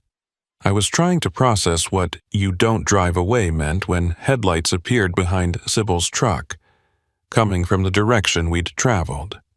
Another vehicle, moving slow, deliberate, and as it got closer, I could see it was a large pickup, probably a 1-ton dually, towing what looked like a refrigerated trailer, the kind used for small-scale cold transport. The truck pulled up next to Sybil's and a man got out, older than her, maybe late 50s, wearing ranch clothes that looked like they'd seen decades of desert work. He walked up to Sybil, said something I couldn't hear, and she nodded toward my truck. The man looked at me through the windshield, his expression unreadable in the headlight glare, then moved to inspect my trailer, walking around it like a buyer examining livestock. He checked the doors, looked at the reefer unit, spent a solid 2 minutes just studying the setup. When he came back to the front, he stood next to Sybil, and this time when he spoke, his voice was loud enough for me to hear clearly. "Produce load, organic, probably high value based on the packaging I can see through the trailer vents. Temperature's compromised, but not critical yet. We can salvage it, transfer to our unit, have it in a proper cold room within an hour." Sybil nodded. "Thatcher here is considering his options. Thought maybe you could help explain the situation, Alban." So this was Ridley, the ranch owner she'd mentioned, the partner in this operation. Alban Ridley stepped closer to my cab, his manner almost friendly, like we were negotiating a legitimate business deal. "Mr. Voss, I understand this seems concerning, but let me assure you we're not barbarians. We run a simple operation. We acquire loads that are already in distress, loads that would be rejected by their original buyers anyway, due to temperature excursions or delays. We give those loads a second market, sell them to discount distributors. Everyone benefits except the insurance companies, and frankly, they can afford the loss." His rationalization was smooth, practiced, probably the same speech he'd given to however many other drivers had ended up in this exact position. But the crowbar in Sybil's hand and the isolation of this location told a different story about what happened when drivers didn't cooperate with this simple operation. I kept my voice steady. "And if I refuse? If I just turn this truck around and head back to the interstate?" Alban's friendly expression didn't change, but his words carried clear threat. "Then you'd be making a very poor decision. This road doesn't lead back to I-8, not from this point. Goes deeper into the ranch property, eventually dead ends at an old mining claim about 15 miles south. You'd run out of fuel before you found a way out, assuming your truck could even navigate the terrain, which it can't. And your phone, I'm sure you've noticed, doesn't work out here. We're in what the cellular companies call a dead zone. Nearest tower is 40 miles east. He was right about the phone, and his knowledge of the road system suggested he was telling the truth about the route being a dead end. I was boxed in, literally and figuratively, with two people who'd clearly done this before, and a load of produce that was losing value by the minute. "What's to stop me from reporting this whole thing once you let me go?" I asked. "You've admitted to sabotaging trucks, to cargo theft, to running a criminal operation." Sybil answered that one, her tone almost amused. "Report it to who exactly? You followed a repair person off the interstate voluntarily. No one forced you. You drove to a private property seeking cold storage, again, your choice. And when you get back to civilization and make these accusations, all you'll have is a story about a helpful mechanic and a rancher who was, unfortunately, unable to help you with storage because his facility was full. No evidence, no witnesses, just your word against ours." She was right, and that realization settled in my stomach like lead. Any story I told would sound paranoid, unprovable, especially when they could produce receipts for the legitimate repair work Sybil had done on my radiator hose. It would be my word against theirs, and I'd be the driver who lost a valuable load in the process, facing questions from my company about why I deviated from the approved route. They'd thought this through, probably refined the operation over multiple iterations, closing every loophole that might expose them. Albin pulled out a phone, not for a call but to show me something on the screen. It was a photo, another semi-truck, different company livery, parked in what looked like this exact location. "That driver cooperated," he said. "Made his report, got paid by his insurance, found new work with a different company, drove away from here safe and sound." He swiped to another photo, different truck, same location. This one cooperated too. Insurance payout, no complications. He swiped again, and this time the photo showed a truck that looked damaged, windows broken, paint scraped, sitting in what appeared to be a ravine or wash. This driver didn't cooperate. Tried to run, ended up rolling his truck in a wash about 8 miles from here. Took rescue crews 2 days to find him. The implication was clear, and I felt my mouth go dry. "What happened to that driver?" I asked, though I wasn't sure I wanted the answer. Albin put his phone away. "Dehydration, exposure, some injuries from the rollover. Spent a week in the hospital, told a story about mechanical failure and losing control. Didn't mention us. Didn't mention any of this because he understood that some stories are better left untold."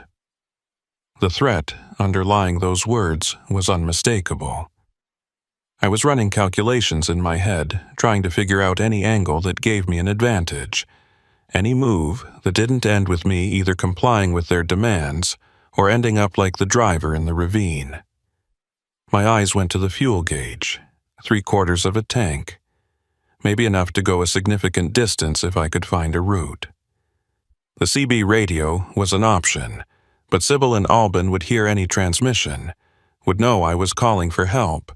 My best chance seemed to be cooperating enough to stay safe while looking for an opportunity to escape or alert someone to what was happening. "All right," I said slowly, watching their reactions. "Say I cooperate. How does this work exactly?" Albin's expression relaxed slightly, like he'd won a negotiation he'd been confident about all along. "Simple process. You unlock your trailer, we transfer the pallets to our refrigerated unit using our equipment. Takes maybe 45 minutes. Once the transfer is complete, we drive our separate ways.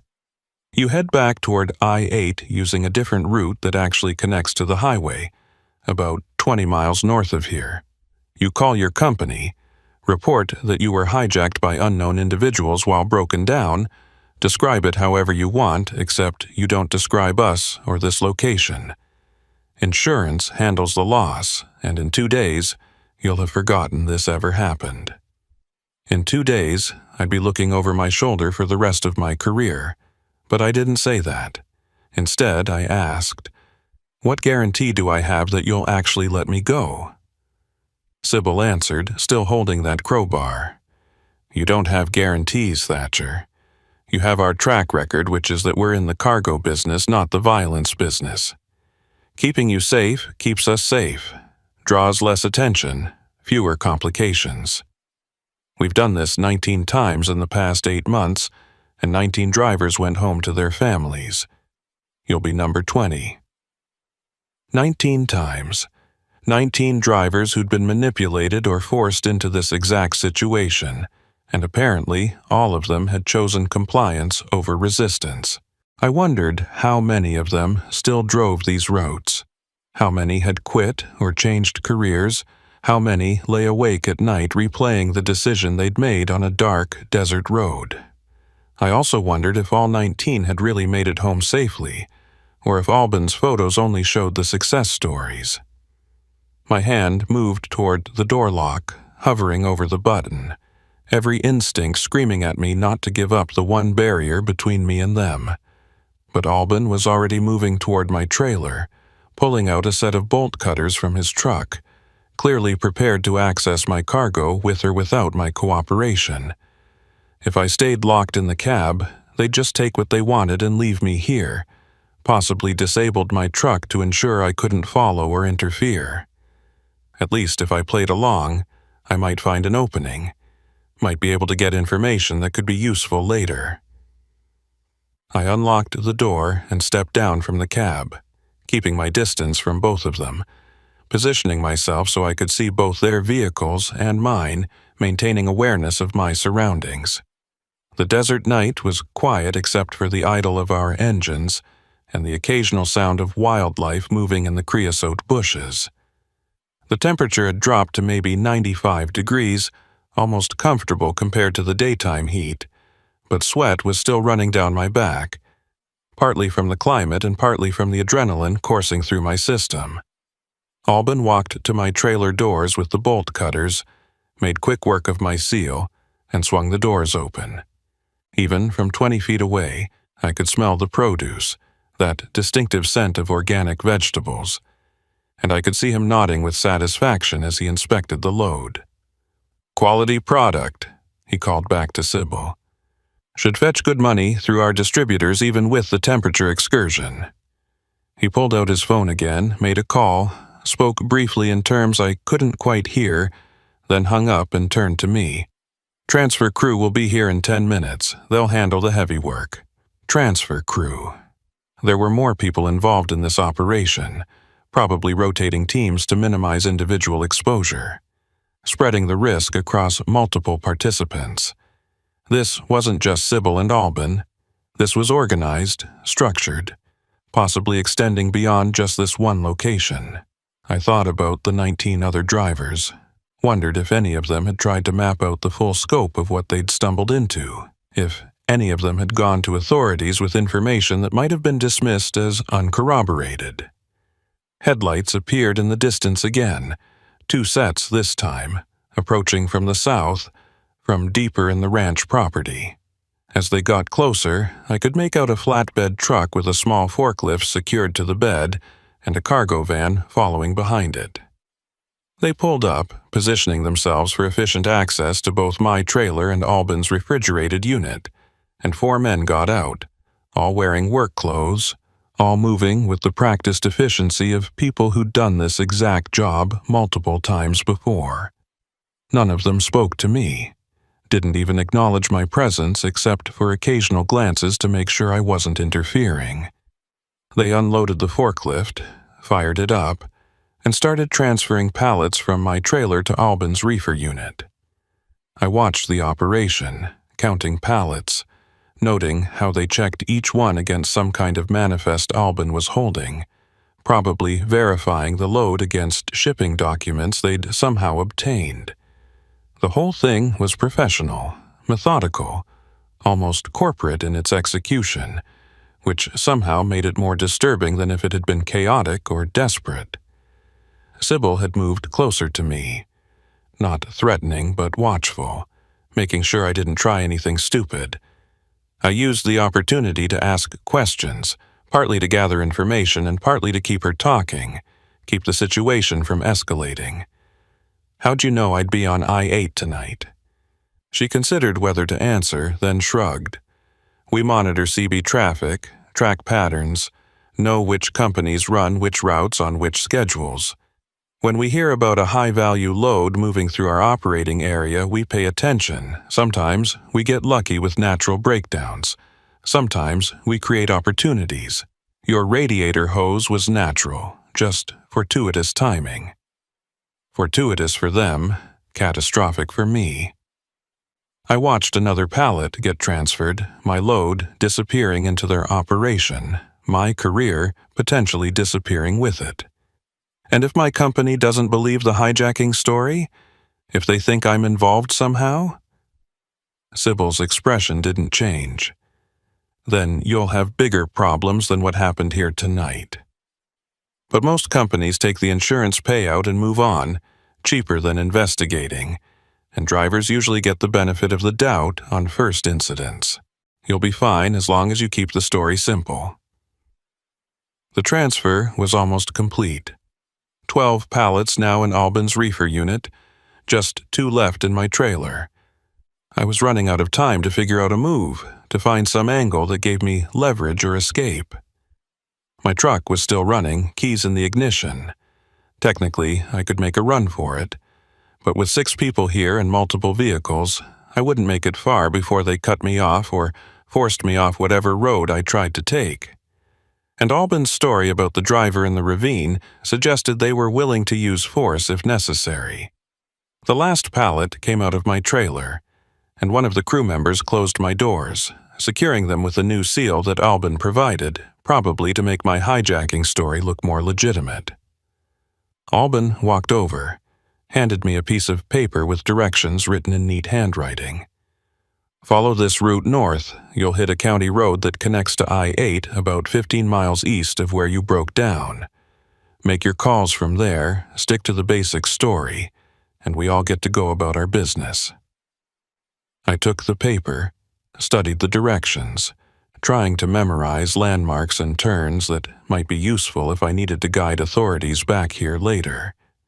But even as I read it, I knew Albin was probably giving me a route that wouldn't reveal anything useful, that would loop around the actual transfer location, that would leave investigators with nothing but empty desert if they tried to follow my description. "What happens to drivers who don't stick to the basic story?" I asked, looking him directly in the eyes. His smile was cold. "Let's hope you never have to find out." The crew finished loading their refrigerated unit and started packing up their equipment, moving with the same efficient silence they'd maintained throughout the transfer. I stood there holding Albin's directions, watching my entire load disappear into their operation, feeling the weight of decisions I hadn't really been given the chance to make. Sybil had moved back to her pickup truck, the crowbar now stored somewhere out of sight, but her presence still felt threatening even at a distance.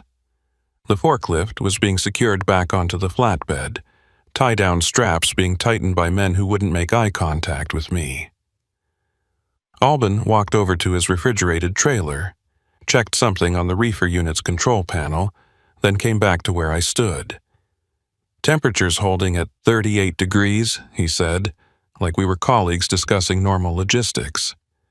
"Your produce will be fine, probably better than if it had stayed in your dead unit. We'll have it distributed through our network by tomorrow afternoon. Nobody wastes food, everybody makes money except the insurance company." His attempt to frame this as some kind of victimless crime, as if I should feel good about the efficiency of their theft, made my jaw clench. "Those 19 other drivers," I said, keeping my voice level. "They all just drove away and forgot about this?" Albin's expression remained neutral. "They made the smart choice, same one you're making right now. They understood that some battles aren't worth fighting, especially when you're outnumbered and outmaneuvered. They went home, filed their reports, collected their paychecks, and moved on with their lives. No reason you can't do the same. Except I knew that wasn't the whole story. The driver in the ravine proved they were willing to use violence when compliance wasn't guaranteed, and I suspected that photo he'd shown me wasn't the only incident that had gone beyond simple cargo theft. What about the driver who's missing? You said one of the previous drivers is still missing. Albin's pause before answering told me I'd touched on something he hadn't intended to discuss. That situation was complicated. Driver made some poor decisions after he left here, got himself into trouble that had nothing to do with us. But that's the risk when people don't follow simple instructions. The implication was clear. Follow instructions or face consequences that might be attributed to other causes. I thought about how easy it would be to make a driver's disappearance look like something else, a wrong turn in the desert, a decision to abandon a truck and flee, personal problems that led to voluntary disappearance. They'd clearly thought through every angle, every potential exposure, every way a driver might become a liability instead of a complicit witness. The flatbed truck and the cargo van were pulling away now, heading back south into the ranch property, leaving just Sybil's pickup, Albin's truck with the loaded reefer, and my empty Freightliner. Albin checked his watch, an old analog piece that looked like it had been through decades of ranch work. "You should get moving, Thatcher. Follow those directions exactly. Don't deviate, don't try to explore or map the property. The route I gave you is the safe way out. Other roads on this land lead to places you don't want to end up." I wanted to ask what he meant by that, what other places existed on this property, but his tone suggested the conversation was over. Sybil started her truck, gave me a final look through her windshield that I couldn't quite read. Might have been warning or might have been something else, then pulled out heading north on what I assumed was the route they wanted me to follow. Albin gestured toward my Freightliner. "Engine's running fine, should get you back to the highway without issues. Make your call from a truck stop, somewhere public with witnesses and security cameras. Makes your story more believable." He was coaching me on how to sell the lie, giving me instructions on creating a convincing narrative for authorities and my company. I folded the directions and put them in my pocket, walked back to my truck, and climbed into the cab. Through the windshield I could see Albin standing there watching me, making sure I actually followed through. I put the Freightliner in gear and started rolling north, following Sybil's taillights through the darkness. The road was rough, washboarded in places, and my empty trailer bounced and rattled without the weight of cargo to stabilize it. I checked my mirrors constantly, watching for Albin's headlights, but he'd stayed back at the transfer point, probably waiting to make sure I was committed to the route before heading his own direction with my stolen load. Sybil maintained a steady pace about a quarter-mile ahead, her brake lights occasionally flaring when the road got particularly bad. My mind was racing through possibilities, trying to figure out if there was any move I could make that wouldn't end with me in a ravine or worse. The CB radio was useless out here, no one to call, and even if I tried to broadcast my location, Sybil would hear it immediately. My phone still showed no signal, the cellular dead zone apparently covering a huge swath of this ranch property. I was following directions from people who'd just robbed me, trusting them to actually lead me to safety rather than deeper into a trap. About 15 minutes into the drive, the terrain started changing, getting rockier, more elevated, like we were climbing into foothills. The road made a series of switchbacks, and I had to drop my speed to maybe 10 miles per hour to negotiate the turn safely with an empty trailer. At the top of one rise, I caught a glimpse of lights in the distance to the east. Might have been the interstate or might have been Gila Bend, hard to tell from this angle. But it gave me a reference point, a direction that represented civilization and safety. Sybil's truck disappeared around a bend ahead, and when I came around the same turn, I saw her brake lights were on, and she was stopped in the middle of the road. My first thought was another setup, another complication, but as I got closer I could see why she'd stopped. The road forked here, two equally rough tracks heading in different directions, and there was no indication which one matched Albin's directions. I pulled up behind her, left my engine running, and she got out of her truck and walked back to my cab. I rolled down the window just a few inches, enough to hear her but not enough to give her access to the cab. "Left fork," she said, pointing. "Takes you to the county road that connects to I-8. Right fork loops back into the property. You don't want to take it." She seemed almost helpful now, the threatening demeanor from earlier replaced with something that might have been professional courtesy or might have been performance. "How far to the county road?" I asked. She checked her phone, which apparently had signal even though mine didn't, possibly because she had equipment or access that regular phones lacked. "Maybe 8 miles, mostly downhill from here. You'll see a cattle guard at the county road intersection. Cross that and turn east. You'll hit I-8 in about 20 minutes. She studied my expression, maybe trying to gauge whether I was going to follow instructions or try something else. "Thatcher, I know this feels wrong, and yeah, it is wrong. But you made it through. You're going home. That's more than some people in your situation can say." The statement hung in the air between us, confirmation that not everyone who'd encountered their operation had survived or escaped intact. I wanted to ask her about the missing driver, about what had really happened, but I also knew that pushing for answers might trigger a reaction I couldn't control. "Why are you doing this?" I asked instead. "You're clearly capable, could probably make decent money legitimately. Why set up drivers like this?" Sybil was quiet for a moment, and in the headlight glow, I could see her face clearly for the first time. The weathering from years in the desert sun, the hard set of her jaw that suggested she'd made peace with her choices, because the margins in legitimate work keep shrinking, and the bills keep coming. Because corporations squeeze every dollar out of drivers and mechanics alike, and sometimes you get tired of being on the losing end. This operation, it's just reallocating resources from people who can afford the loss to people who can't. It was the same rationalization Albin had used, framing theft as economic justice, as if victimizing individual drivers was somehow striking back at corporate greed.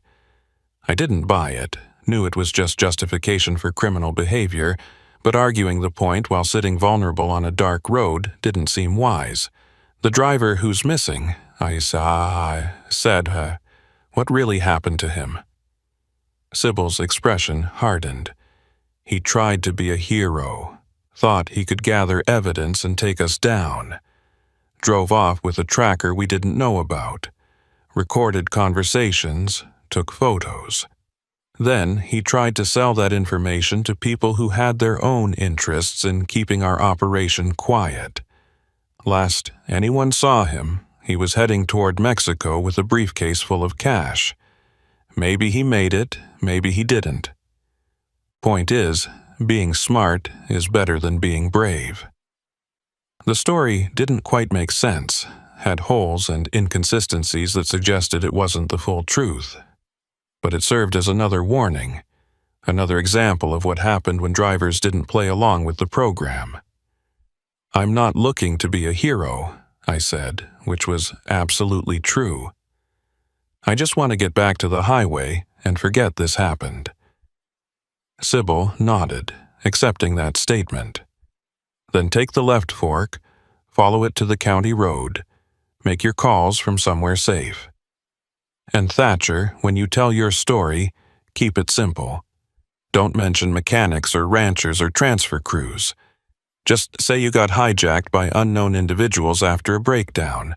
The less detail you provide, the more believable it is."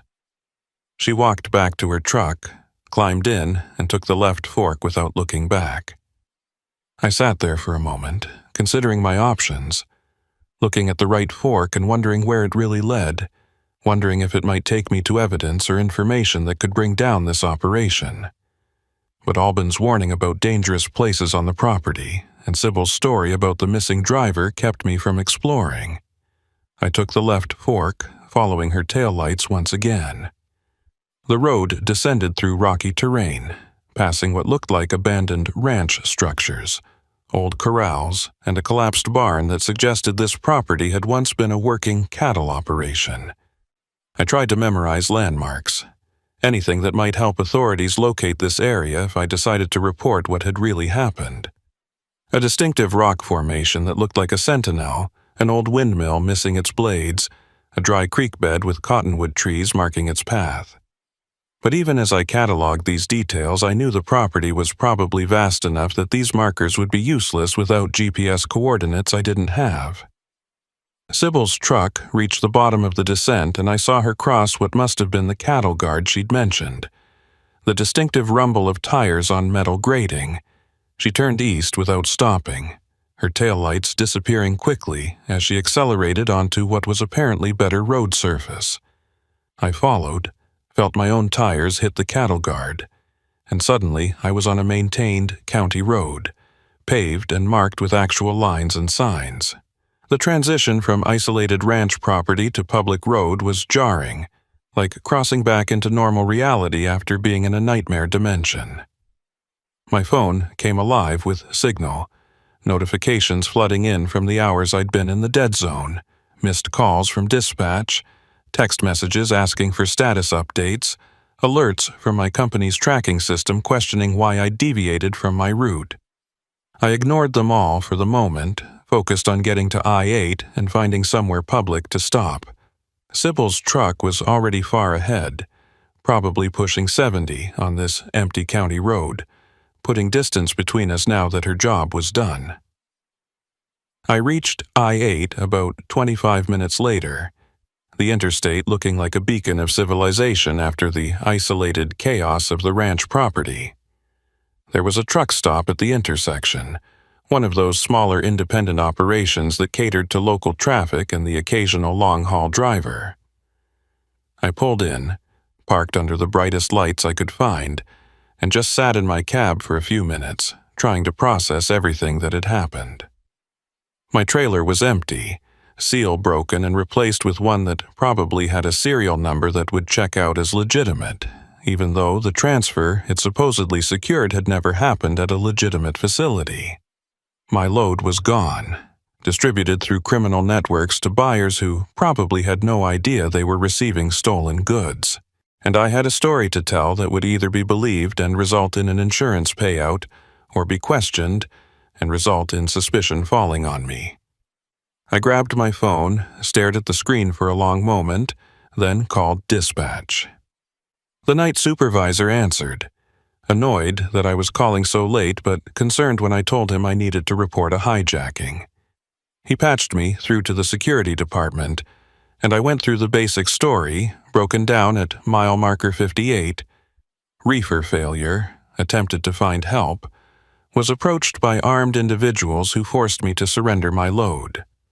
I kept it vague like Sybil had advised, didn't mention mechanics or ranchers or specific locations, just described generic threats and a generic transfer to unknown vehicles. The security officer asked detailed questions, wanted to know about the individuals, their vehicles, their exact words. I provided descriptions that were intentionally imprecise, details that could apply to thousands of people and vehicles in Arizona. The officer seemed satisfied, said he'd file a report with state police and with our insurance carrier, told me to stay where I was until law enforcement arrived to take an official statement. I agreed and ended the call, then sat there in the parking lot, watching other trucks come and go, drivers living their normal nights while I dealt with the aftermath of something abnormal. Arizona Department of Public Safety showed up about 45 minutes later, 2 officers in a marked unit. They took my statement, photographed my empty trailer and the replacement seal, asked me to walk them through the timeline of events. I stuck to the script, broken down, hijacked, forced to comply, released on a county road, One of the officers, older guy with the sergeant's stripes, seemed skeptical about some details, kept pressing on why I'd gone off the interstate in the first place, why I hadn't used my CB to call for help sooner. I explained about the mechanical failure in the reefer unit, about trying to save the load, about making decisions under stress that might not have been optimal in hindsight. He nodded, but didn't seem fully convinced, and I could see him making notes that probably flagged my story for further investigation. "We'll follow up," he said. "Check the area where you said you were held. See if we can find evidence or witnesses. In the meantime, you'll need to stay available for additional questions." They cleared me to leave, and I started the drive back to Phoenix with an empty trailer, my mind replaying every moment from the breakdown to the transfer to this parking lot conversation.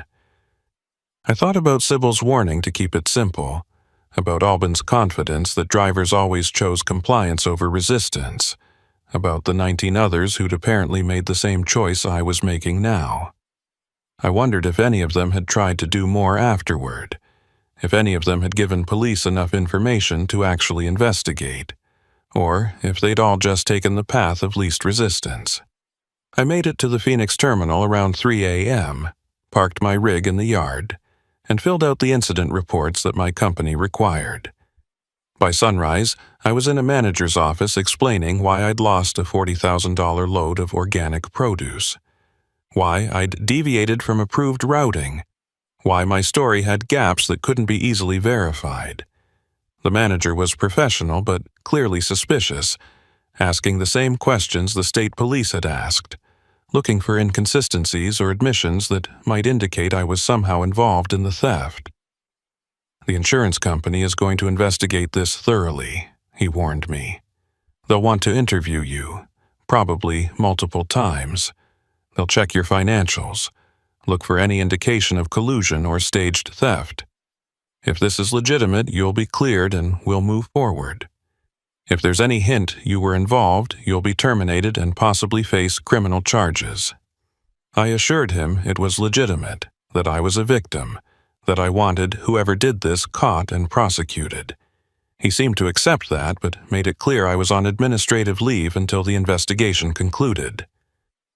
I drove home in a rental car the company provided, arrived at my apartment as the sun was fully up, and collapsed on my couch without bothering to change clothes. My phone kept buzzing with calls from the insurance investigator, from additional law enforcement agencies, from my union representative checking if I needed legal support. I ignored them all, too exhausted and too conflicted to engage with the machinery of investigation and bureaucracy.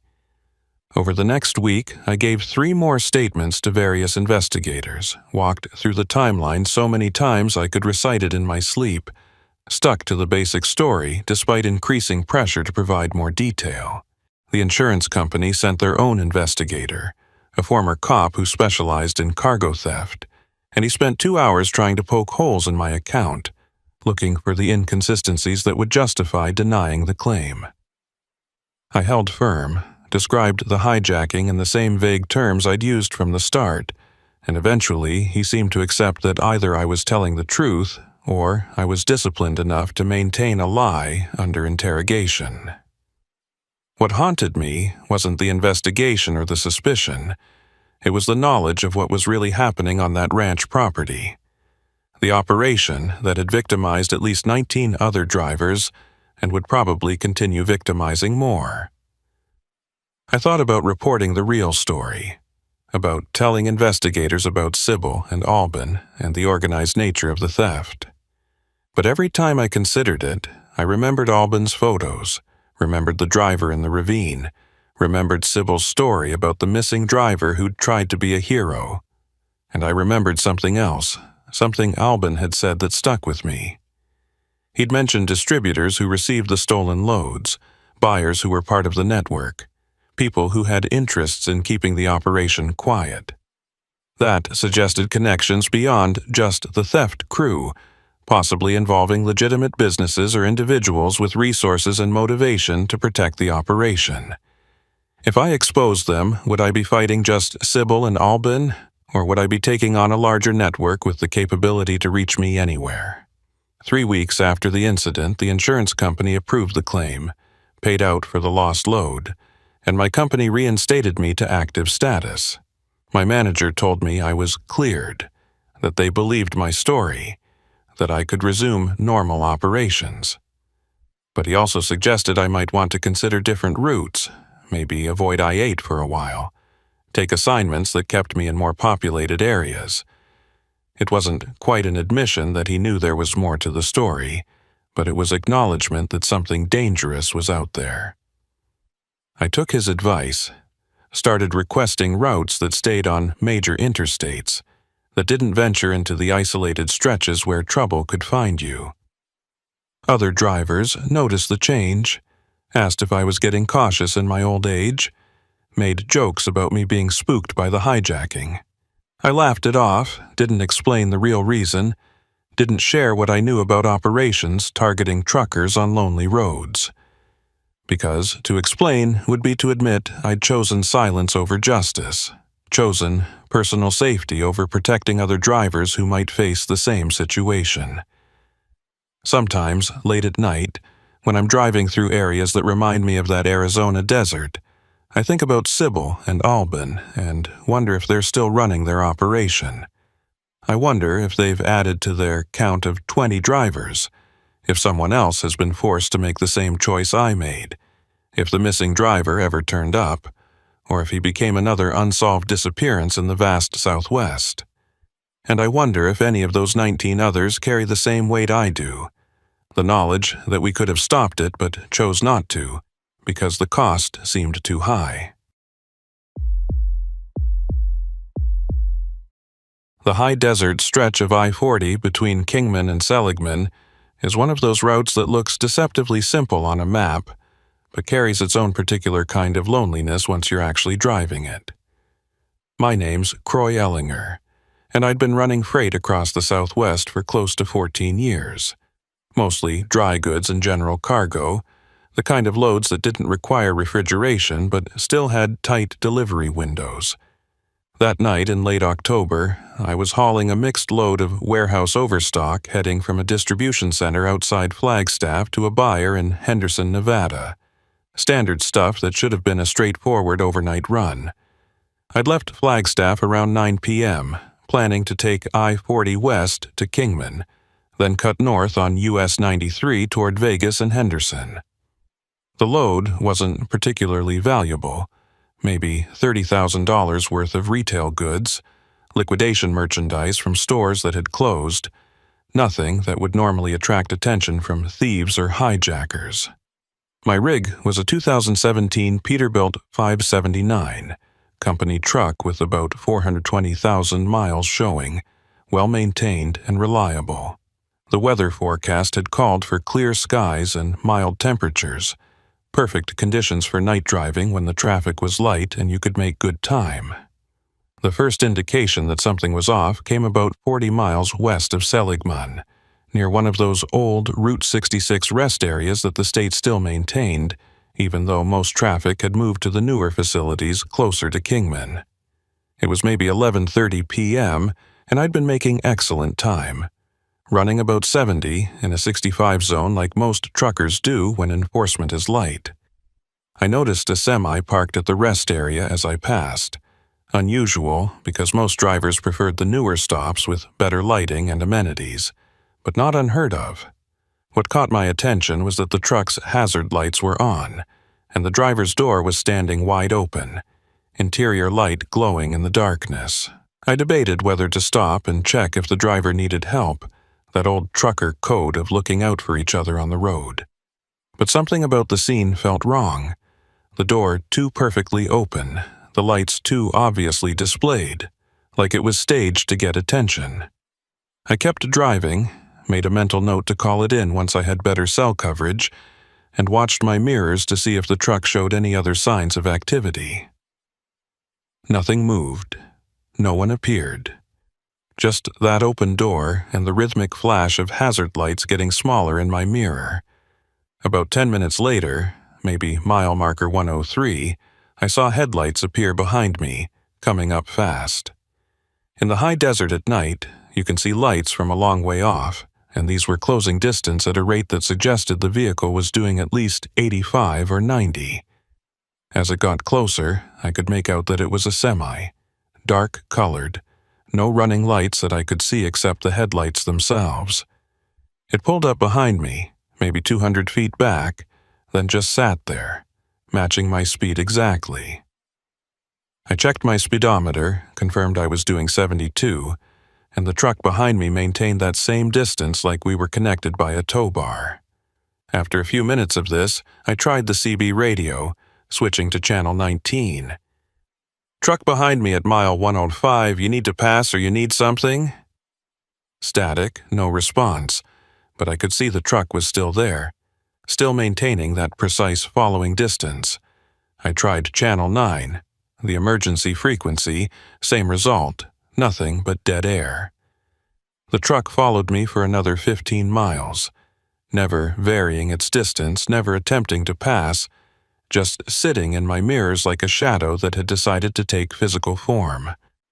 I tried speeding up to 78, and it matched me. I slowed to 65, and it slowed precisely the same amount. Whoever was driving had locked onto me for reasons I couldn't understand, and the persistence of it was starting to make my hands sweat on the wheel despite the cool night air coming through the vents. Then, around mile marker 119, the truck suddenly accelerated, closing the gap fast. I watched it come up on my driver's side like it was finally going to pass, but instead of pulling ahead, it matched my speed exactly and stayed parallel to me in the passing lane. I couldn't see the driver through the cab windows. They were either tinted or the interior was completely dark, but I could see it was a Kenworth conventional, probably a W900, dark blue or black paint, no company markings visible, no D8 numbers, nothing identifying. We drove like that for maybe 3 miles, side by side, and I was getting increasingly uncomfortable with the situation. The truck was close enough that any deviation in either of our paths would result in contact, and at 70 miles per hour, that kind of collision would be catastrophic for both of us. I tried the CB again. "Kenworth in the passing lane, you need to complete your pass or drop back, you're in my blind spot." No response, the truck just maintained its position. Then it started drifting toward me, just slightly, maybe 6 inches, then another 6 inches, forcing me to ease toward the shoulder to maintain separation. I hit my horn, 3 long blasts that echoed across the empty desert, and the truck drifted back to center of its lane. But the message was clear. Whoever was driving could push me off the road any time they wanted, and they wanted me to know it. I was being played with, tested, or warned, I couldn't tell which. The Kenworth held a position for another mile, then suddenly accelerated and pulled ahead, getting maybe a quarter mile in front of me before its brake lights came on. It slowed dramatically, forcing me to slow down as well to avoid rear-ending it, dropping from 70 to 50 to 40, crawling along the interstate at a speed that was dangerous given the lack of visibility and the possibility of faster traffic coming up behind us. I put on my hazards, hoping anyone approaching from behind would see the warning and slow down, but there was no other traffic visible in either direction. Just me and this Kenworth playing some kind of dangerous game. After maintaining 40 miles per hour for maybe 5 minutes, the Kenworth suddenly swerved onto the shoulder, kicking up dust and gravel, and came to a complete stop. I passed it, accelerating back to normal speed, and watched in my mirrors as it sat there on the shoulder. Hazard lights now on, mimicking the abandoned truck I'd seen at the rest area. The parallel was too obvious to be coincidence, and I realized with growing dread that whoever was in that Kenworth might be connected to the abandoned truck, might be part of some kind of operation that used distressed vehicles to lure drivers into stopping. I grabbed my phone, planning to call Highway Patrol, but I had no signal, which was typical for this stretch of I-40 where cellular coverage was spotty at best. The CB was still useless, no response on any channel, and I was starting to wonder if the Kenworth had some kind of jamming equipment, some way to block communications in the immediate area. I'd heard stories about sophisticated cargo thieves using military-grade tech, but I'd always figured those were trucker legends, exaggerations of more mundane crimes. The Kenworth's headlights came back on, and I watched it pull back onto the interstate, accelerating hard to catch up with me. This time it came up fast on my passenger side, and as it pulled even, I got my first clear look at the cab interior through my passenger window. There was someone in the driver's seat. I could see the silhouette, but something was wrong with the way they were positioned. Too still, too rigid, like a mannequin or a person who wasn't actually operating the vehicle. The thought that maybe the truck was being controlled remotely or by someone hidden lower in the cab sent a chill through me. The Kenworth stayed parallel for maybe 30 seconds, close enough that I could have reached out and touched it if the windows were open. Then it dropped back and disappeared from my mirrors entirely, just gone like it had never been there. I kept checking, expecting to see headlights reappear, but there was nothing behind me except empty highway stretching back into darkness.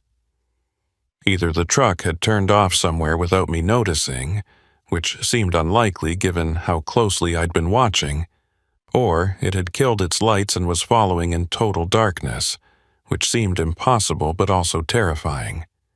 I pushed my speed up to 75, trying to put distance between me and whatever had just been harassing me, and that's when I saw the next rest area sign, 2 miles ahead. This was the newer facility I'd been planning to skip, intending to push straight through to Kingman and fuel up there. But the thought of staying on this highway alone with a phantom Kenworth somewhere in the darkness made the rest area seem like a better option, somewhere with lights and hopefully other people, even if it was the middle of the night. As I approached the rest area, I could see it was nearly empty.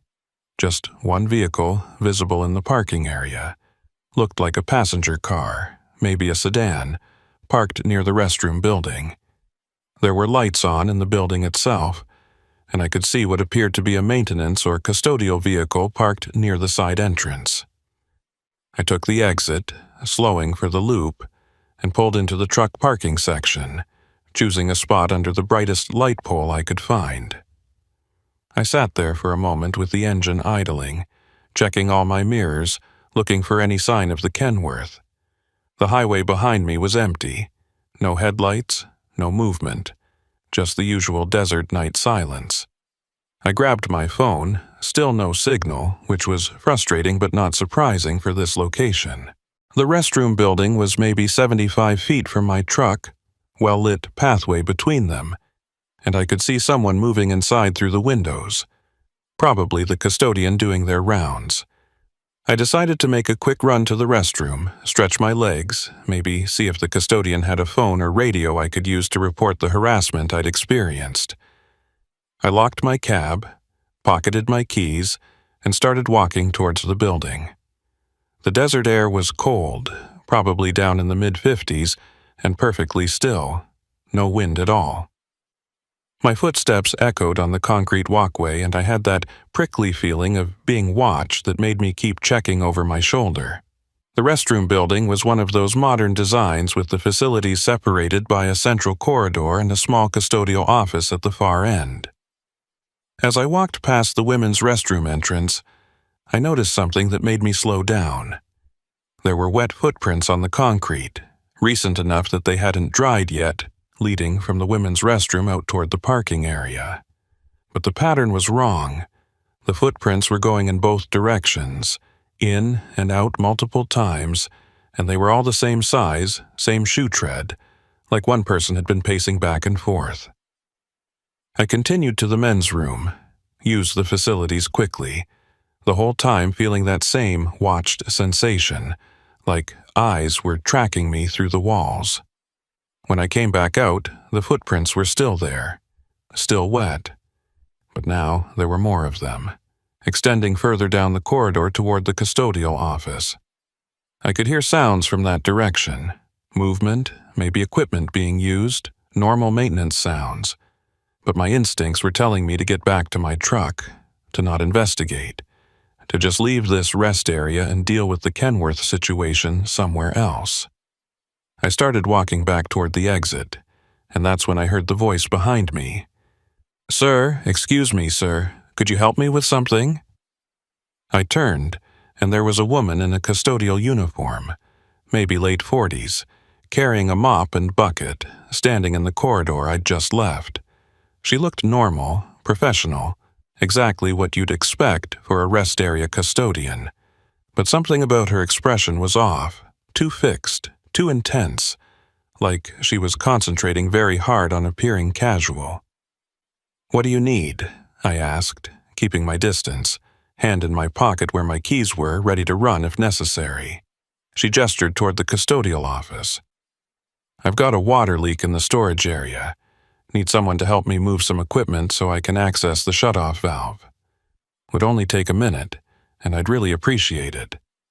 Been trying to handle it myself for the last hour." It was a reasonable request, the kind of thing most people would help with without thinking twice.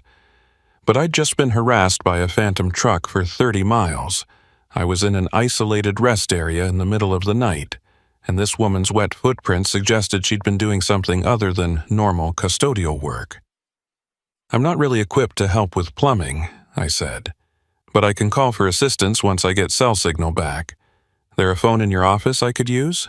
Her expression changed, just slightly, disappointment or frustration flickering across her features before she reset to that fixed smile. "Phone lines are down, have been for a couple days. They're supposed to send someone to fix them, but you know how it is with state maintenance. Everything takes forever. I really just need a hand moving a shelving unit, maybe 2 minutes of work. Please, I'm desperate here. Water's getting into the electrical panel." The mention of electrical panels and the urgency in her voice might have convinced me if I hadn't spent the last hour being stalked by a truck that vanished into thin air. Instead, it made me more suspicious, more certain that this was part of whatever operation I'd stumbled into. "I'm sorry, I can't help," I said, backing toward the exit. "I need to get back on the road. I'm running behind schedule." I turned and walked quickly toward the exit, not quite running but moving with purpose. Behind me, I heard her voice again, no longer friendly, now flat and cold. "Mr. Ellinger, you should reconsider. It would be better for everyone if you just helped with the small task." She'd used my name, my actual name, which I hadn't given her. My CDL was in my wallet in my pocket. My truck had company logos on it. Maybe she'd seen those. But the way she said it, with complete certainty, suggested she'd known who I was before I ever walked into this building. I pushed through the exit doors and headed for my truck at a fast walk, almost a jog, keys already in my hand. I could hear the building doors open behind me, hear footsteps following, and I risked a glance back to see the woman in the custodial uniform walking after me, no longer carrying the mop and bucket, now holding something else, something dark that caught the light wrong, might have been a radio or might have been something more threatening. I reached my truck, got the door open, and climbed into the cab in one motion, hitting the locks as soon as I was inside. The woman, her name tag said Letha Moreland, had stopped maybe 20 feet from my truck, just standing there watching me with that same fixed expression. I started the engine, put it in gear, and started to roll forward. That's when I saw the headlights at the rest area entrance, a semi-truck pulling in, and even in the darkness, I could tell it was the Kenworth, the one that had been stalking me. The Kenworth pulled into the rest area with deliberate slowness, positioning itself to block the main exit back to the interstate. I watched it in my mirrors, calculating angles and distances, trying to figure out if I had enough space to maneuver around it or if I was effectively trapped in this parking lot. Letha Moreland was still standing there, and now she'd pulled out what I could clearly see was a radio, speaking into it while watching my truck. The coordination was obvious. She was communicating with whoever was driving the Kenworth, working together to box me in, I had maybe 30 seconds before the Kenworth completed its blocking maneuver, and I used that time to scan for alternative routes out of the rest area. There was a service road on the east side of the parking lot, probably used by maintenance vehicles. Looked like it might connect to the frontage road that ran parallel to the interstate. It was narrow, barely wide enough for a semi, and I had no idea if it was even passable or if it dead-ended somewhere in the desert. But it was the only option that didn't involve trying to squeeze past the Kenworth or waiting to see what Letha and her partner had planned. I cranked the wheel hard right and accelerated toward the service road, my trailer swinging wide, clearing the concrete barriers by inches. In my mirror, I saw Letha start running toward her custodial vehicle, and the Kenworth's engine revved as the driver realized what I was attempting. The service road surface was rough, cracked asphalt with sections of exposed gravel, and my rig bounced violently as I pushed my speed up to maybe 40 miles per hour. Faster than was safe but necessary to maintain the gap. The road curved behind the rest area facilities, past dumpsters and storage sheds, then started descending slightly toward what looked like a wash or drainage channel. I could see the frontage road beyond it, parallel to I-40, maybe 100 yards away. The problem was the crossing between where I was and where I needed to be. It looked like an old concrete ford, the kind built for occasional water flow, and I had no idea if it would support a loaded semi or if the approach angles would high-center my trailer. Behind me, headlights appeared. The Kenworth had found the service road and was following, closing distance because it was lighter and more maneuverable than my fully loaded rig. I could also see Letha's custodial vehicle, a white pickup truck with state markings, joining the pursuit. They were coordinated, professional. Clearly, not the first time they'd chased someone through this area. I hit the concrete ford doing maybe 35. Felt the whole rig lurch as the front axle dropped into the depression, then the drives, then the trailer tandems, each impact jarring and violent. The trailer scraped bottom. I heard metal grinding against concrete, but momentum carried me through and up the other side. I was on the frontage road now, paved but narrow, barely wide enough for two vehicles to pass. I turned west toward Kingman, paralleling the interstate that was maybe 50 yards to my left, separated by a fence and an embankment. My speed was back up to 50, pushing 55, and I was checking mirrors constantly, watching the Kenworth navigate the same ford I'd just crossed. It made it through, as did Letha's pickup, and now they were both on the frontage road behind me, the Kenworth maybe 200 yards back, the pickup closer, probably doing 65 and closing fast.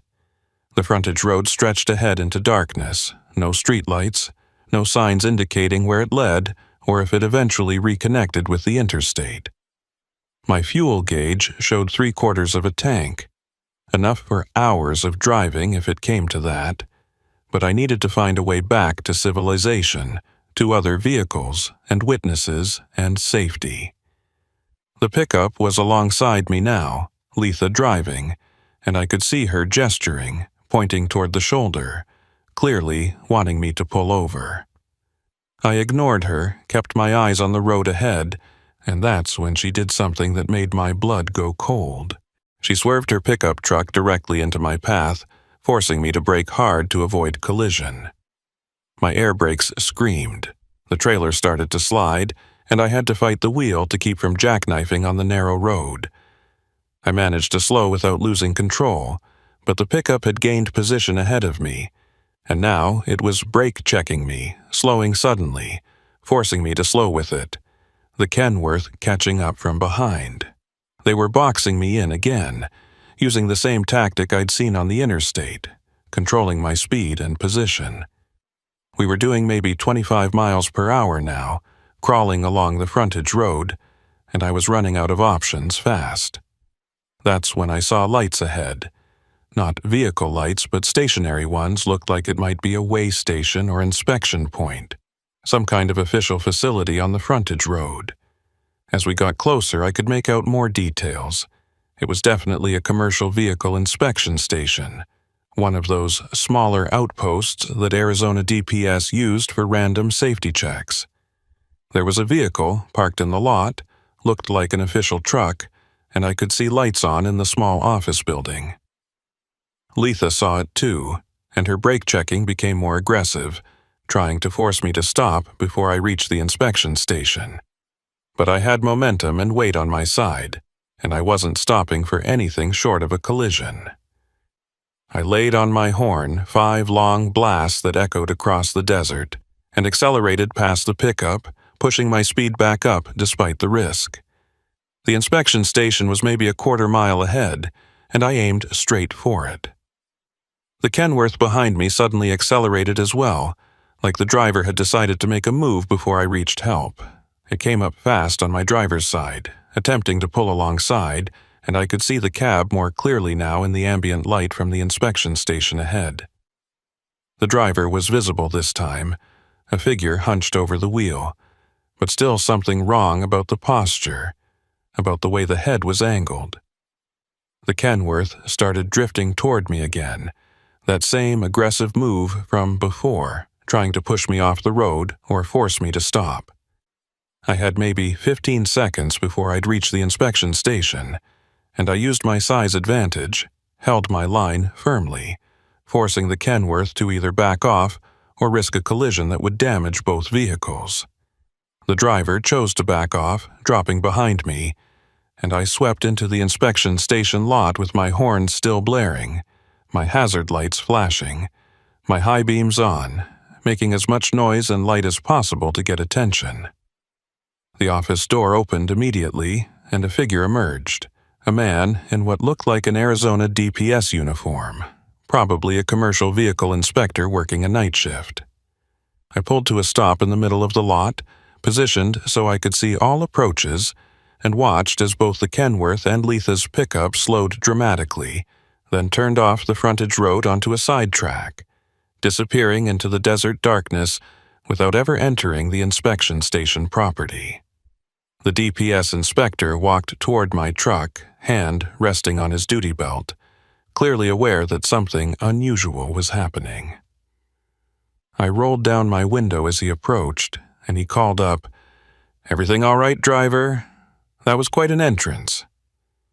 His voice was professional but concerned, and I could see his eyes scanning my truck, probably looking for signs of distress or damage. "I need to report a pursuit situation," I said, trying to keep my voice steady despite the adrenaline still coursing through my system. "I've been followed and harassed since mile marker 105, 2 vehicles working together, a Kenworth semi and a state custodial pickup truck. They tried to force me off the road multiple times, chased me through the rest area and down the frontage road." The inspector's expression shifted from concern to something more serious, and he pulled out a radio from his belt. "Stay in your vehicle. I'm calling this in to Highway Patrol." He stepped back, spoke into his radio in low tones I couldn't quite hear, then returned to my window. "I'm Inspector Treadwell, Bram Treadwell, Commercial Enforcement Division. I need you to shut down your engine and step out of the vehicle. We're going to secure the scene and get some additional units here." I complied, killing the engine and climbing down from the cab. Treadwell positioned himself where he could watch both me and the surrounding area, clearly taking the threat seriously. "You said a custodial vehicle. From which rest area?" I described the location, the newer facility about 10 miles back, and mentioned Letha Moreland by name from her tag. His expression darkened further. "That facility's been closed for maintenance for the past 2 weeks. There shouldn't be any custodial staff there at all." That information hit me like a physical blow. The rest area was closed, which meant Letha wasn't a legitimate employee. She was using the uniform and the facility as cover for whatever operation they were running. "She knew my name," I said. "Called me by name even though I'd never identified myself." Treadwell pulled out a notepad. "What's your name, driver?" I told him, showed him my CDL and my vehicle registration, and he wrote it down, comparing the information to something on his phone. Mr. Ellinger, I'm going to need you to give me a detailed statement about everything that happened tonight, starting from when you first noticed the Kenworth. But first, I want to check your load, verify what you're hauling."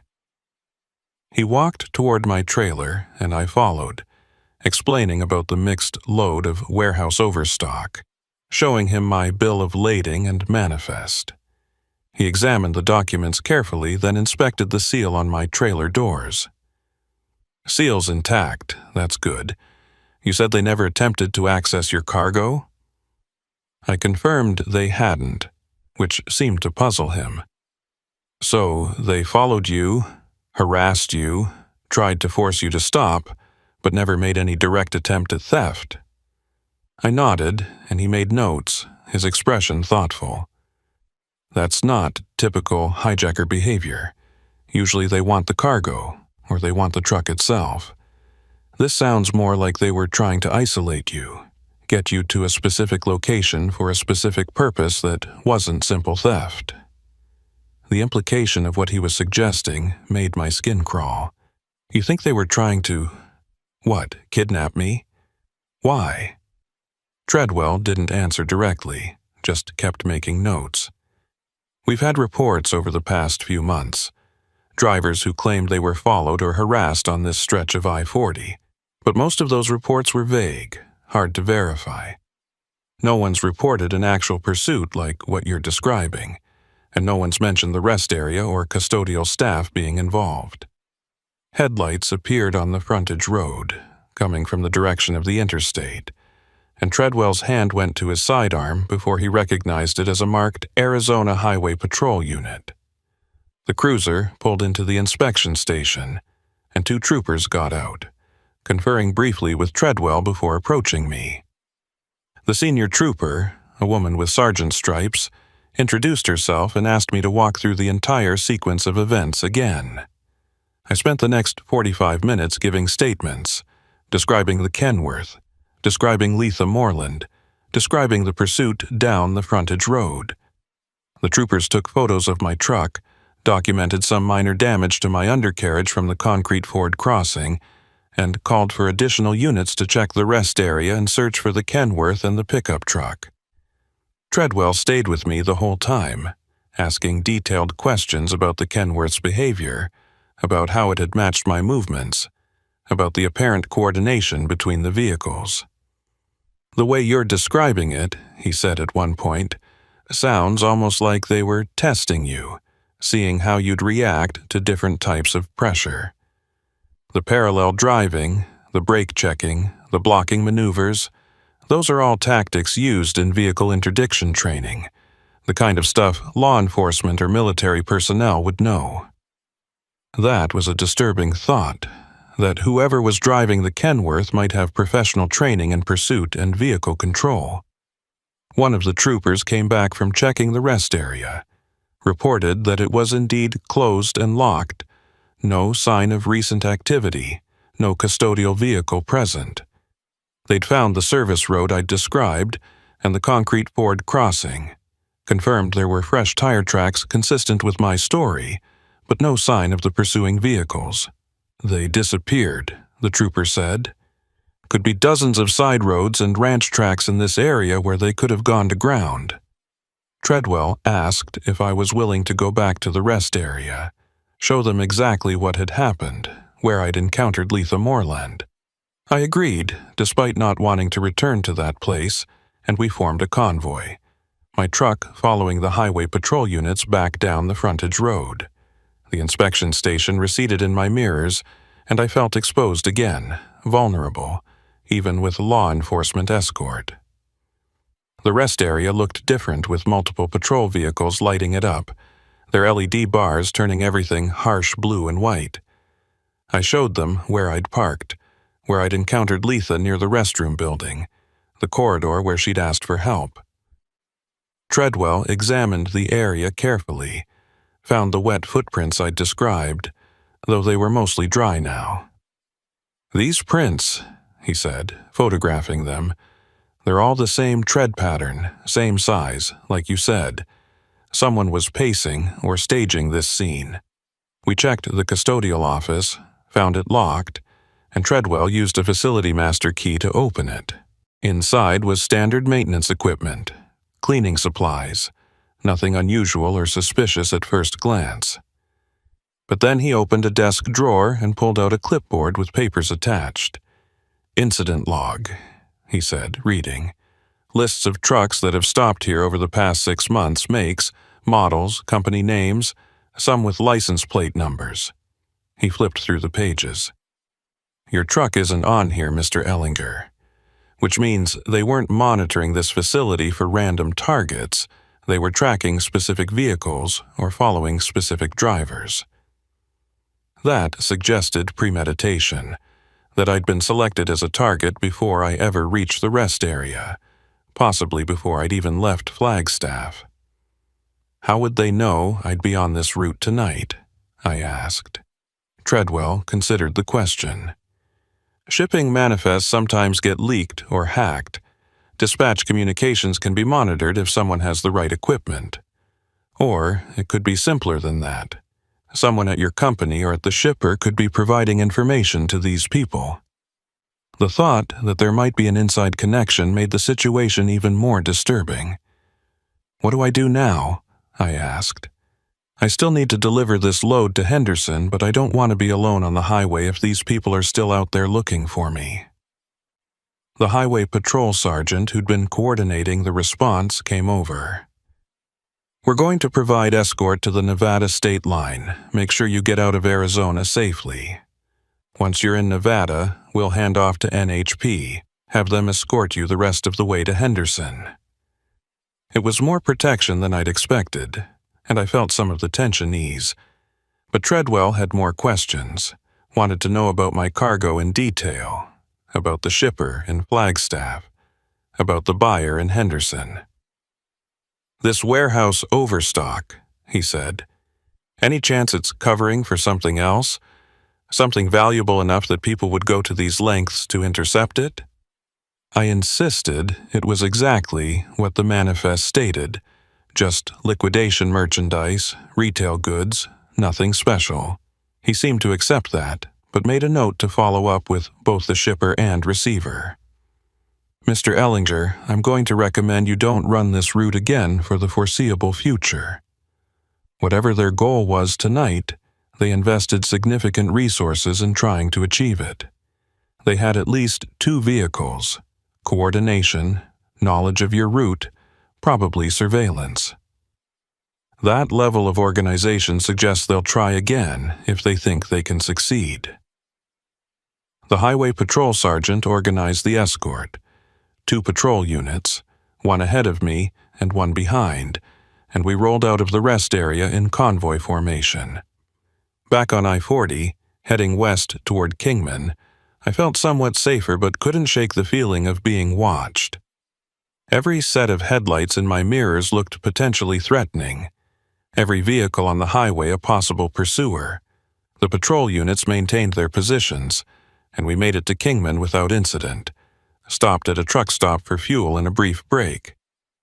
While I was fueling, Treadwell pulled up in his inspection vehicle, got out and walked over.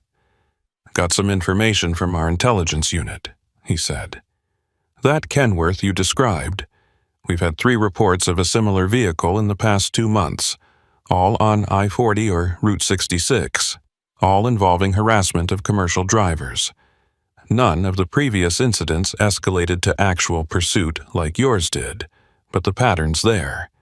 Dark Kenworth, no markings, aggressive driving, attempts to force drivers off the road or make them stop." "What happened in those other cases?" I asked. He checked his notes. 2 drivers reported it, gave statements, but we never found the truck. One driver didn't report it officially, just mentioned it in a conversation with another trucker who passed the information along. Could be more incidents that went unreported, drivers who didn't think it was worth calling in or who were afraid of retaliation. The Nevada state line was another 40 minutes west, and the Arizona units would hand me off there to NHP escorts who'd take me the rest of the way to Henderson. As we rolled back onto I-40, I noticed Treadwell was staying with the convoy, apparently planning to follow all the way to the state line. The highway stretched ahead, mostly empty at this hour. Just the occasional westbound truck or eastbound passenger vehicle. That's when I saw it in my mirror, maybe a mile back. A semi-truck with no running lights visible except headlights, pulling onto I-40 from what must have been a side road or rest area. Even at this distance, even with the distortion of mirror view, I recognized the configuration, the dark color barely visible against the night sky. The Kenworth was back, and it was following us. I grabbed my CB radio, keyed the mic. "Inspector Treadwell, we've got company. Dark Kenworth just pulled onto I-40 about a mile back. No running lights, same truck from earlier." There was a pause. Then Treadwell's voice came through, calm but alert. "I see it. Highway patrol units are aware. Maintain your speed, stay in formation. We're going to see what this driver does." The two patrol units adjusted their positions slightly, the lead car dropping back to ride alongside my trailer, the rear car accelerating to get between me and the Kenworth. The Kenworth closed distance steadily, not racing but moving with deliberate purpose, and as it got within maybe a quarter mile, the rear patrol unit lit up its full light bar and siren, the classic pullover signal. But the Kenworth didn't slow, didn't acknowledge the emergency lights, just kept coming at the same steady pace. I watched in my mirrors as the patrol car dropped back further, positioning itself directly behind the Kenworth, matching its speed, lights still blazing. Treadwell's voice came over the CB again. "Croy, that driver's not responding to law enforcement signals. This has escalated to a felony pursuit situation. We're going to try to execute a traffic stop, but I need you to stay calm and maintain your course. Do not attempt to intervene or take any action. Just drive steady." I acknowledged, my hands tight on the wheel, watching the drama unfold behind me through my mirrors. The patrol car behind the Kenworth tried to close distance, probably attempting to get a visual on the license plate or the driver, but the Kenworth suddenly accelerated, closing the gap to my truck rapidly. The rear patrol car matched the acceleration, and now we had a high-speed situation developing, speeds climbing toward 80 miles per hour. The lead patrol car, still alongside me, signaled for me to slow down, and I started easing off the throttle, dropping from 70 to 65 to 60. The Kenworth came up fast on my driver's side, the patrol car right on its bumper, and for a moment, all three vehicles were in a line alongside my truck. I could see the Kenworth's cab clearly now under the patrol car's spotlight, could see the driver, and what I saw made no sense. The person behind the wheel was slumped forward, head down, arms extended to the wheel but not moving, like they were unconscious or worse. The truck was driving itself, somehow maintaining speed and direction without active input. Treadwell must have seen it too because his voice came over the radio, sharp with alarm. "All units, that driver appears incapacitated. Vehicle may be on some kind of autopilot or cruise control system. Attempting to make contact." The rear patrol car pulled alongside the Kenworth's passenger side, and I could see the trooper gesturing, trying to get a response from the driver, but there was no reaction, no movement from the figure slumped at the wheel. The Kenworth started drifting toward me again, that same aggressive move from before, except this time there was clearly no one actively controlling it. The patrol car on the passenger side tried to pace it, keep it in its lane, but the drift continued, slow but inexorable.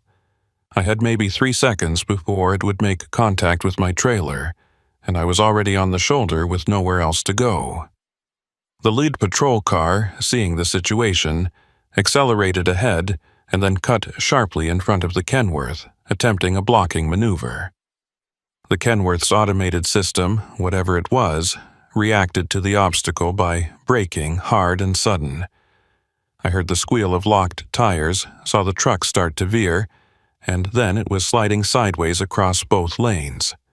The patrol car that had been on its passenger side had to swerve violently to avoid being hit, and the rear patrol car barely managed to brake in time. The Kenworth completed a full 180-degree spin and came to rest facing the wrong way on the interstate. Smoke pouring from its locked tires, but somehow still upright.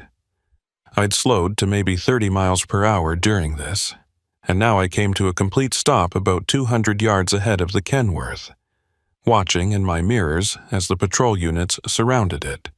Officers exiting with weapons drawn, approaching the cab with tactical caution. Treadwell pulled up alongside my truck, rolled down his window. "Stay in your vehicle, Croy. We don't know what we're dealing with here." I nodded, not trusting my voice, hands still gripping the wheel even though I was stopped. Through my mirrors, I watched the troopers approach the Kenworth's driver's door, saw one of them pull it open, saw them react with what looked like shock or alarm. They immediately called for medical assistance, and one trooper started performing what appeared to be CPR on the figure they'd pulled from the cab. Treadwell left his vehicle and walked back toward the scene, his hand on his sidearm, moving with careful deliberation. He was gone for maybe 10 minutes, and when he came back to my truck, his expression was grim. "The driver's dead, Croy. Has been for hours, probably since before this truck was following you. Medical examiner will have to confirm, but it looks like natural causes, maybe a heart attack or stroke." The implications of that statement took a moment to process. "But the truck was driving, was following me, was making decisions," I said. "How is that possible if the driver was dead?" Treadwell pulled out his phone, showed me a photo he'd taken. It was the Kenworth's dashboard, and mounted on it was an array of electronic equipment I didn't recognize, screens and control units, cables running everywhere. "Autonomous driving system," he said. "Military grade, the kind used in experimental convoy operations. Someone installed it in that truck and programmed it to follow specific targets, react to specific situations. The driver probably died while it was engaged, and the system just kept operating according to its programming." That was horrifying on multiple levels. So, all night, I was being chased by a dead man's truck running on autopilot? Treadwell nodded slowly. And that system was sophisticated enough to make tactical decisions, to coordinate with other vehicles, to respond to your movements. This isn't some garage-built setup, this is professional-grade technology, probably cost 6 figures to install and program. Someone invested serious resources into making that truck into an autonomous pursuit vehicle. Who would do that? And why target me? I asked, though I wasn't sure I wanted the answers. Treadwell looked back at the Kenworth, surrounded now by emergency vehicles and investigation units. That's what we need to figure out. But Croy, whoever set this up, they're still out there. The driver didn't install this system himself, someone else did. Someone who knew your route, who programmed that truck to intercept you. And there's still the question of Letha Moreland and her role in all this. Highway Patrol had already put out alerts for the pickup truck Letha had been driving, and they were reviewing security footage from the rest area and surrounding highways, trying to track her movements. But Treadwell was honest about their chances. She's probably already changed vehicles, changed appearance, gone to ground somewhere. These people, whoever they are, they plan carefully, have contingencies, don't leave easy trails to follow. A Nevada Highway Patrol unit arrived to take over the escort duty, and after another hour of giving statements and answering questions, I was cleared to continue to Henderson. Treadwell told me they'd be in touch, that the investigation was just beginning, that I should expect more interviews and probably federal involvement given the technology that had been found. "You did everything right tonight," he said. "Stayed calm, made good decisions, got yourself to safety. A lot of drivers wouldn't have survived what you went through." I wasn't sure survival was the right word for what I'd experienced. I'd made it through physically intact, but the knowledge of what had been chasing me, a dead man's truck running on programmed instructions to hunt me down, that was going to stay with me. The Nevada escort took me the rest of the way to Henderson, stayed with me while I unloaded at the distribution center, made sure I got to a hotel safely. But even in the hotel room with the door locked and the deadbolt engaged, I couldn't shake the feeling of being watched, of being tracked. The investigation dragged on for weeks. They identified the dead driver as a long-haul trucker named Marcus Delway, who'd been reported missing 3 days before my incident. His truck had been stolen from a rest area near Flagstaff, and evidence suggested he'd been forced to drive it while someone installed the autonomous system, then suffered a fatal cardiac event, possibly induced by stress or by something else. Toxicology was inconclusive. The system itself was traced to a defense contractor that reported several units stolen from a warehouse 6 months earlier. But they never found Letha Moreland, or whoever she really was. The custodial uniform was a rental, the name tag was fake, the pickup truck was found abandoned near the California border. Security footage from various locations showed her meeting with at least 2 other individuals, but facial recognition came back with no matches, suggesting false identities or people who'd never been in the system. The investigation eventually went cold, classified as an unsolved case with suspected ties to organized crime or corporate espionage. What bothered me most was never finding out why I was targeted. My cargo was exactly what the manifest said: warehouse overstock. Nothing valuable, nothing worth the resources they'd invested. The shipper in Flagstaff was clean, the receiver in Henderson was legitimate. My company had no connection to anything suspicious. I was just a driver on a routine haul who somehow became the focus of an elaborate operation that made no sense. Treadwell had a theory he shared with me off the record, months after the incident. "Maybe you weren't the target," he said. "Maybe you were the test case. They wanted to see if the autonomous pursuit system worked, if they could coordinate it with human operators, if they could isolate a driver effectively. You survived, so the test failed, but they gathered data, learned from the mistakes, refined the system for next time." The thought that I'd been nothing more than a guinea pig in someone's experiment was somehow worse than being targeted for my cargo. I still drive, but I avoid I-40 between Kingman and Seligman, take the longer route through Vegas even though it adds time and fuel costs. Other drivers tell me they've heard stories about that stretch, about trucks that follow too closely, about rest areas where the custodial staff ask for help with problems that don't exist, about vehicles that seem to drive themselves. Most dismiss it as trucker legends, ghost stories to pass the time on long hauls, but I know different. Every time I see a dark Kenworth on the highway, my pulse quickens just slightly, and I find myself checking if it has proper markings, if it's maintaining normal following distance, if the driver looks alive and alert. Most times it's just a regular truck driven by a regular driver making a living like I am.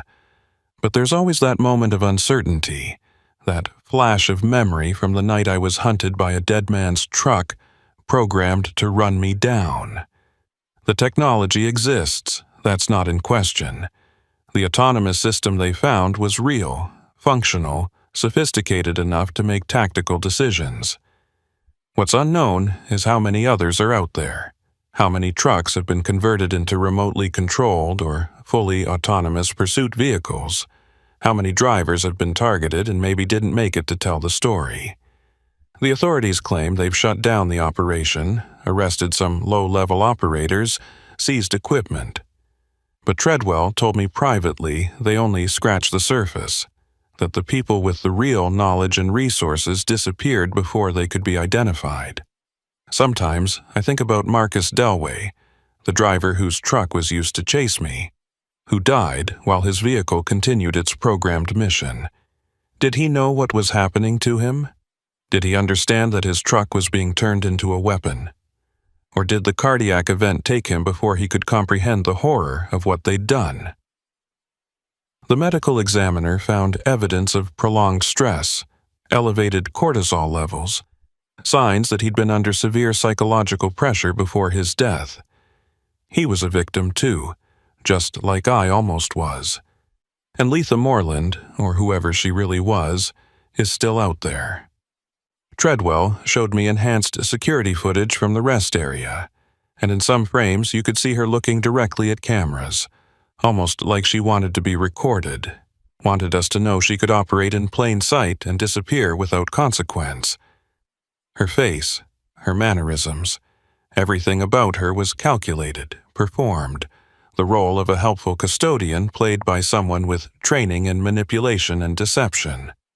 The most disturbing part came months later when another driver contacted me through a trucker forum, said he'd had a similar experience on a different highway, different state, but the same pattern, followed by an aggressive truck, encounter with someone in an official-looking uniform who knew details they shouldn't. Pursuit that ended only when he reached other people. He'd reported it, was told it was being investigated, but nothing came of it. He wanted to know if I thought there was a connection, if maybe we were dealing with something bigger than isolated incidents. I didn't know how to answer him. Part of me wanted to say it was all coincidence, separate events with surface similarities but no real connection. But the other part, the part that had been hunted across the Arizona desert, that had looked into Letha Moreland's cold eyes and heard the dead man's truck roaring behind me, that part knew better. These weren't random crimes. These were tests or operations or experiments, pieces of something larger that we couldn't see. The last time I spoke with Treadwell, he mentioned that DPS was working with federal agencies to monitor for similar incidents, to identify patterns, to hopefully prevent future occurrences. But he also admitted they were reactive, not proactive, waiting for drivers to report problems rather than actively hunting the people responsible. We're outgunned, he said. They have technology we can barely understand, resources we can't match, and the ability to disappear whenever we get close. All we can do is document, investigate, and hope we eventually get lucky. I drive different routes now, vary my schedule, never announce my plans in advance, take random rest stops instead of the usual ones. Some drivers think I'm paranoid, that I'm letting one bad experience control my life. But they didn't see what I saw, didn't feel what I felt that night on I-40. They don't wake up at 3 a.m. in hotel rooms, checking the parking lot for dark Kenworths, wondering if tonight's the night the system finds them again. Because that's what haunts me most. The realization that I might not have been chosen for any particular reason, that I might have just been in the wrong place when they needed a test subject. Which means it could happen to anyone, any driver, any night, on any lonely stretch of highway where the desert swallows sound and the darkness hides intent. The autonomous truck is out there somewhere, or others like it, waiting for the next target, the next test, the next hunt. And somewhere, Letha Moreland is watching, coordinating, setting up the next operation. She knows my face, knows my name, probably knows my routes even now despite my precautions. I'm not actively being pursued anymore, but I'm not free either. I'm data in their system, a test case they can reference, a driver who survived when maybe I wasn't supposed to. That makes me either a loose end or proof of concept, and I'm not sure which is worse.